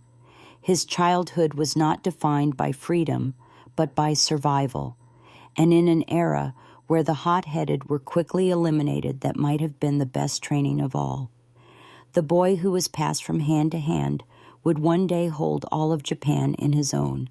By his early teens, Matsudira Tetsuo, soon to be known as Tokugawa Ieyasu, was no longer just a pawn in political games. Though still technically a hostage under the Imagawa clan, he had begun to earn respect as a young warrior. He trained relentlessly in swordsmanship, archery, and horseback riding. He studied strategy, court etiquette, and governance. In 1556, at the age of 13, he underwent his coming-of-age ceremony and took the name Matsudira Mitoyasu. With the new name came new responsibilities and the right to lead men into battle. The Imagawa trusted Motoyasu enough to place him in command of small military expeditions. Despite his youth, he displayed an unusual combination of discipline, caution, and calm. He didn't seek glory in reckless charges. He preferred careful planning and decisive action. He was learning the art of war, not through legend, but through experience. And in Sengoku, Japan, experience came with blood. In 1557, Motoyasu married the daughter of Suguchi Chikanaga, an Imagawa ally, further cementing his bond to the clan. Yet even as he played the loyal retainer, he never forgot his roots. His domain in Mikawa was technically under Imagawa control, but he still had ties to local retainers and vassals who longed for independence. Motoyasu would be his time, just as he always had. The moment came in 1560 during the Battle of Okazama. Imagawa Yoshimoto, confident in his growing power, launched an ambitious campaign westward, aiming to conquer Oda territory. The Imagawa army marched with pomp and arrogance, expecting an easy victory. But young Oden Nobunaga, then a relatively unknown warlord, sprung a surprise attack in the midst of a thunderstorm and slaughtered Yoshimoto and his men. The shock was seismic. The Imagawa were decapitated overnight. Their vassals, including Motoyasu, were left leaderless and vulnerable. But instead of panicking, Motoyasu made his move. He seized control of Okazaki Castle, his family's ancestral seat, and quietly declared independence. He returned to Mikawa not as a hostage, but as a rising daimyo in his own right. It was the first real step toward power. He had survived being a hostage served under a collapsing regime, and now emerged as a player in his own right. The slow, careful climb of Tokugawa Ieyasu had begun.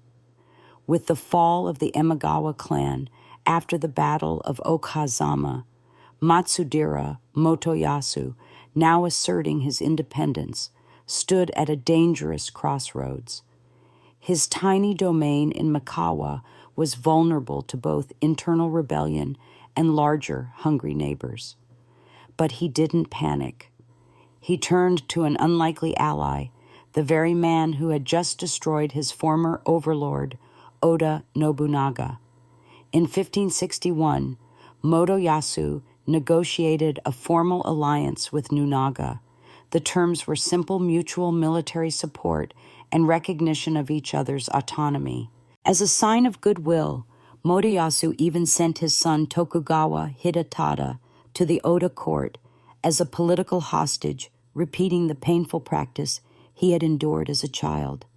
It was a reminder of just how fragile and transactional alliances were in Sengoku, Japan. To mark this new chapter in his life, Motoyasu adopted a new name, Tokugawa Ieyasu. The change wasn't just cosmetic. It connected him to an ancient and noble lineage, lending his rule a sense of legitimacy and destiny. It was a calculated move. The Tokugawa name would echo through history, but at this point, it was still an aspiration. Ieyasu spent the next 2 decades building his strength, while Nobunaga expanded rapidly, crushing rival clans and reshaping central Japan with fire and steel. Ieyasu took a more measured approach. He focused on consolidating Mikawa, instituting land reforms, calming rebellious vassals, and modernizing his army. His administration emphasized loyalty, discipline, and slow, steady development. Despite their differences in temperament, Nobunaga was brash and violent. Ieyasu cautious and calculating. The alliance held firm.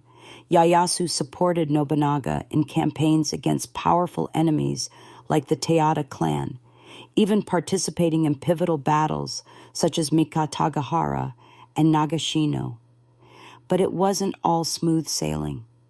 The tension between their ambitions was always bubbling beneath the surface.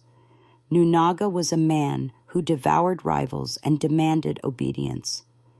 Ieyasu, on the other hand, was building quietly, waiting for an opportunity to rise on his own terms. That opportunity came in 1582 when Akechi Mitsuhide, a disgruntled vassal, betrayed Nobunaga and forced him to commit suicide during the infamous incident at Honnoji. Nobunaga was gone, and Japan was once again without a central power. Ieyasu didn't rush in. He retreated, reorganized, and watched. The pieces on the board were moving, and he, as always, would wait for the right time to strike. With Oda Nobunaga dead and Japan plunged into uncertainty, the scramble for power resumed. But among all the generals and warlords, one man moved faster and more ruthlessly than the rest. Toyotomi Hideyoshi. Within days of Nobunaga's assassination, Hideyoshi avenged his master and swiftly filled the power vacuum, emerging as the new de facto ruler of central Japan.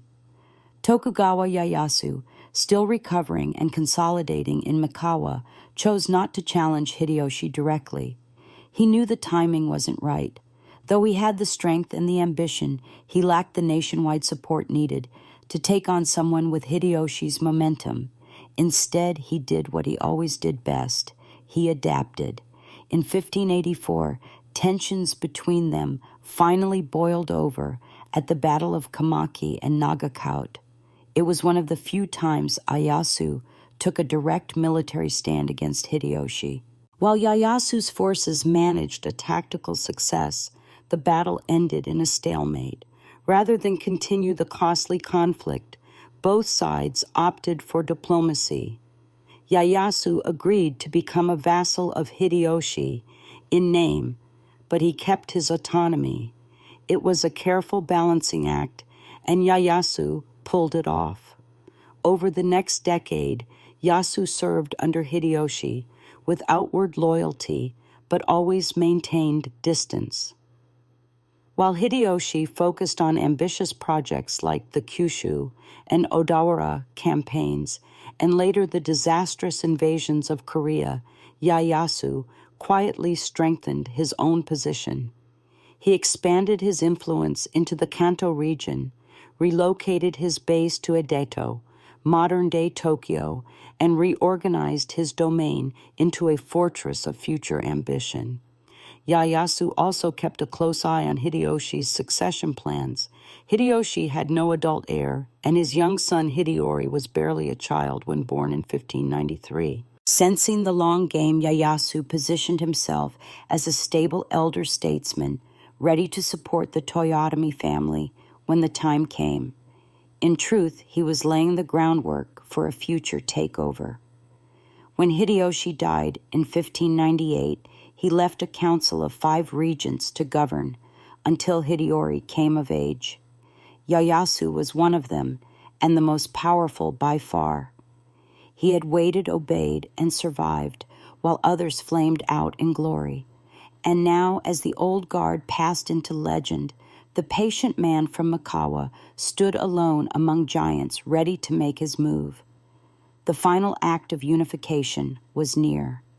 With Toyotomi Hideyoshi's death in 1598, Japan entered yet another uncertain chapter. His young son, Hideyori, was only 5 years old, and a council of 5 regents composed of powerful daimyo had been appointed to safeguard his legacy.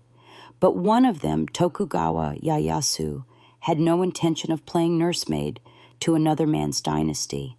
Ieyasu wasted no time consolidating power.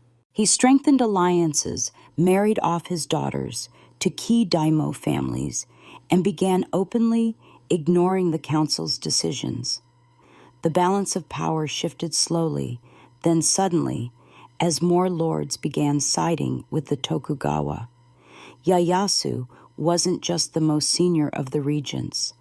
He was the wealthiest and most politically savvy, and everyone knew it. Meanwhile, opposition gathered behind Ishida Mitsunari, a loyalist to the Toyotomi cause, and a court official with little battlefield experience, but plenty of ambition.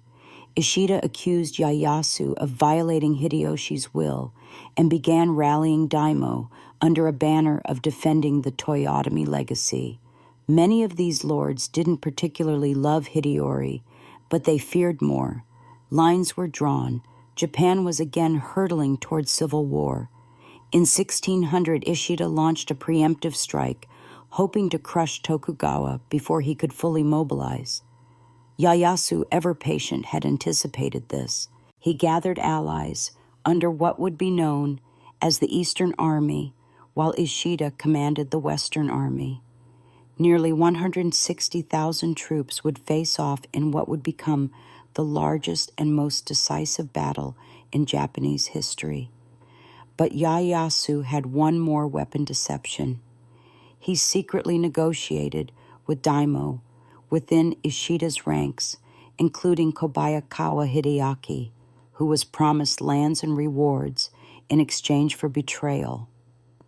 On the eve of the conflict, the future of Japan would hinge not just on swords, but on who could be convinced to switch sides at the right moment.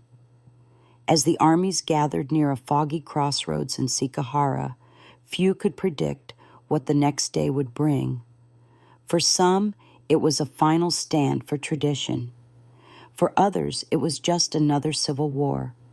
But for Yasu, it was the culmination of 6 decades of survival strategy and sacrifice.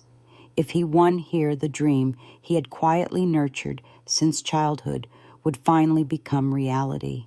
A Japan united under his rule. On October 21, 1600, the misty plains of Sikara became the stage for the final thunderous act of Japan's age of civil war.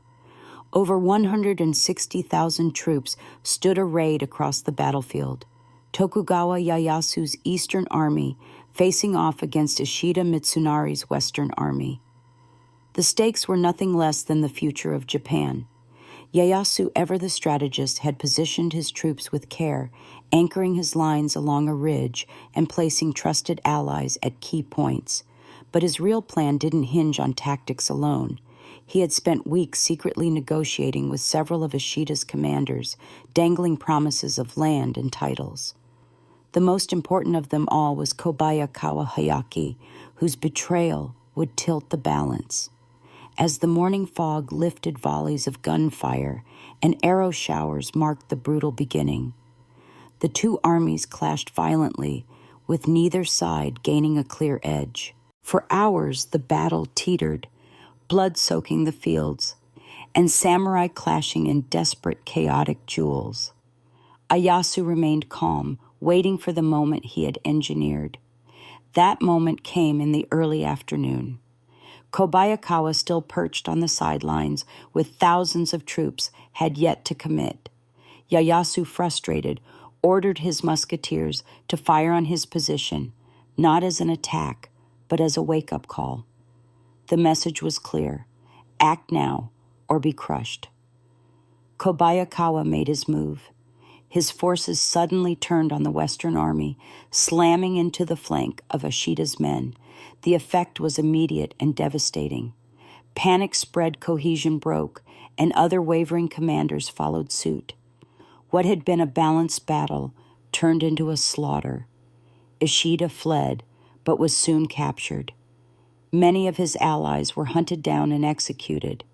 Those who survived lost their domains or were forced to submit to Tokugawa authority. The Eastern Army had triumphed not just by numbers, but through timing manipulation and sheer psychological mastery. The victory at Sekigahara wasn't just a military win.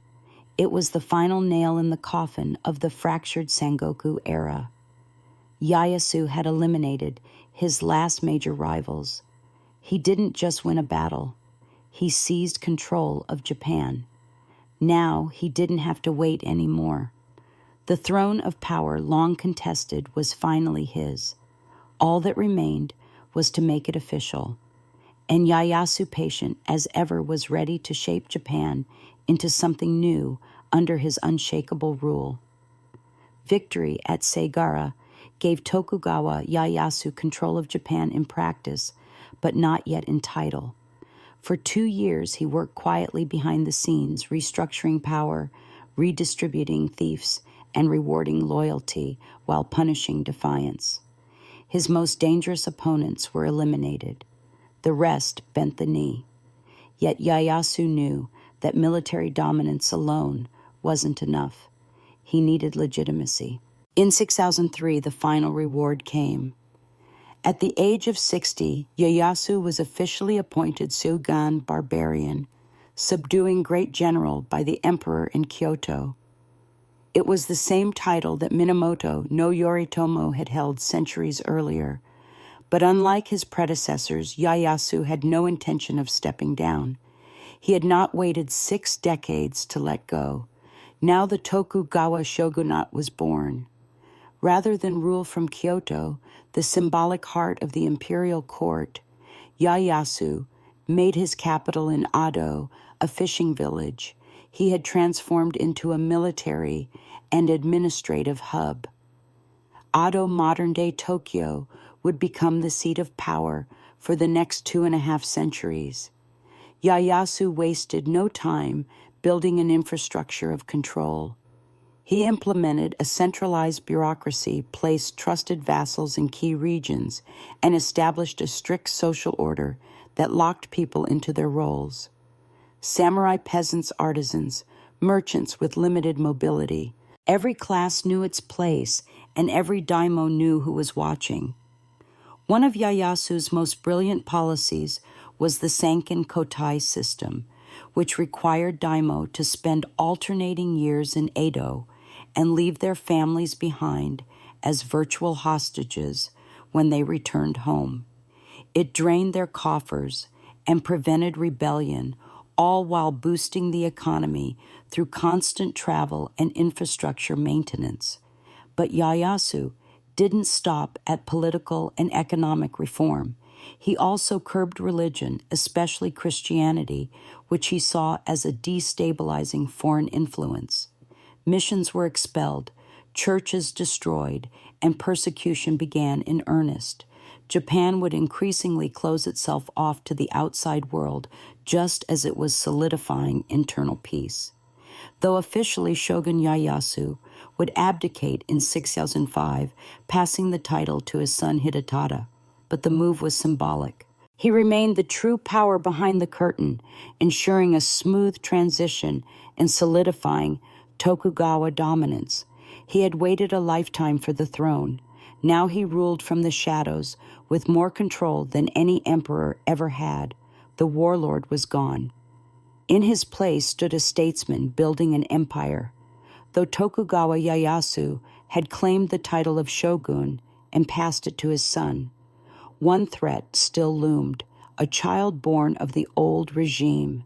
Toyotomi Hideori, the son of the late Hideyoshi, had grown into adulthood, and with him a potential rallying point for those still loyal to the Toyotomi legacy. He lived in Osaka Castle, the strongest fortress in Japan, surrounded by a growing circle of discontented Ronin former retainers and anti-Tokugawa factions. Ieyasu, now in retirement, but still the real power behind the shogunate, watched this with deep suspicion. Publicly, Hideori had done nothing overtly rebellious, but rumors swirled. Disaffected samurai traveled to Osaka. The castle stocked supplies and weapons. Messages to other domains hinted at political maneuvering. It didn't take much for Ieyasu to decide. Hidori had to be neutralized permanently. In 1614, the Tokugawa mobilized an army of over 200,000 troops and surrounded Osaka in what became known as the Winter Campaign. Hideyori, urged by his mother, Yodogimi, resisted fiercely. The defenders held, even inflicting damage on the shogunate's forces. Eventually, a peace treaty was brokered. Osaka's moes were to be filled in, and the threat, it seemed, was over. But Ieyasu wasn't finished. In 1615, he found a pretext to resume hostilities, claiming Hideyori had violated the truce by rebuilding defenses. The summer campaign began, and this time there would be no truce. Tokugawa forces overwhelmed the castle's outer defenses and battered the fortress with cannon fire. In the final battle, Toyotomi Hideyori and his mother committed suicide as Osaka Castle burned around them. The Toyotomi lineage, once dominant, was extinguished in flames. The last serious threat to Tokugawa authority was gone. With the siege's end, Ieyasu's unification of Japan was complete, not just militarily or politically, but symbolically. No more rival heirs, no more lingering loyalties to dead regimes, just the Tokugawa standing alone atop the ashes of the Sengoku world. He had outlived his enemies. He had outmaneuvered rivals, and he had buried the last child of chaos beneath the ruins of a fortress once thought impregnable. The lesson was clear. There would be no second act for civil war in Japan, not while Tokugawa Ieyasu's system endured. In 1616, Tokugawa Ieyasu died at the age of 73, a remarkable age for a man who had survived decades of war betrayal and political gamesmanship. But his death didn't bring uncertainty. Quite the opposite. Ieyasu had engineered one of the most stable regimes in Japanese history, and when he passed, the system he built continued to function like a well-oiled machine. His son Hidetada had already succeeded him as shogun, and his grandson Yamitsu was being groomed to follow. Unlike the fragile lines of the Minamoto or Ashikaga before him, Ieyasu ensured that the Tokugawa dynasty would survive through institutions, not just personalities. Power wasn't passed with swords anymore. It was passed with rules, alliances, and legacy. Ieyasu's body was buried at Kunoan Toshogu, but later re-entered at Nikko, where he was deified as Tosho Daigongan, the great incarnation of the light of the East. A sprawling, ornate shrine was erected in his honor, becoming one of the most sacred places in all of Japan. He wasn't just remembered as a shogun. He became a god, a symbol of order, longevity, and iron discipline. Under his successors, Japan entered the Edo period, a span of over 250 years of relative peace and stability. Foreign influence was sharply limited. Christianity was outlawed. The country was effectively sealed off in the policy of sakoku, or national isolation. Trade was restricted. Social classes were frozen in place. It was not freedom, but it was peace. The samurai, once fierce warriors, became bureaucrats and administrators. Cities grew, agriculture thrived, and a unique culture of literature, ukiyo-e art, kabuki theater, and strict etiquette blossomed. Ieyasu had turned a fractured, war-torn nation into a hierarchical, centralized state with a firm grip on every aspect of society. And yet, his greatest legacy may not be the empire he built, but the lesson he taught. Patience wins empires. While Nobunaga ruled with fire and Hideyoshi ruled with charisma, Ieyasu ruled with strategy. He didn't rush. He didn't gamble. He waited, watched, And when the moment came, he struck and never let go. The boy once passed from warlord to warlord, as a hostage would become the unchallenged architect of Japan's longest peace. His life was a masterclass in restraint, and his legacy reshaped a nation.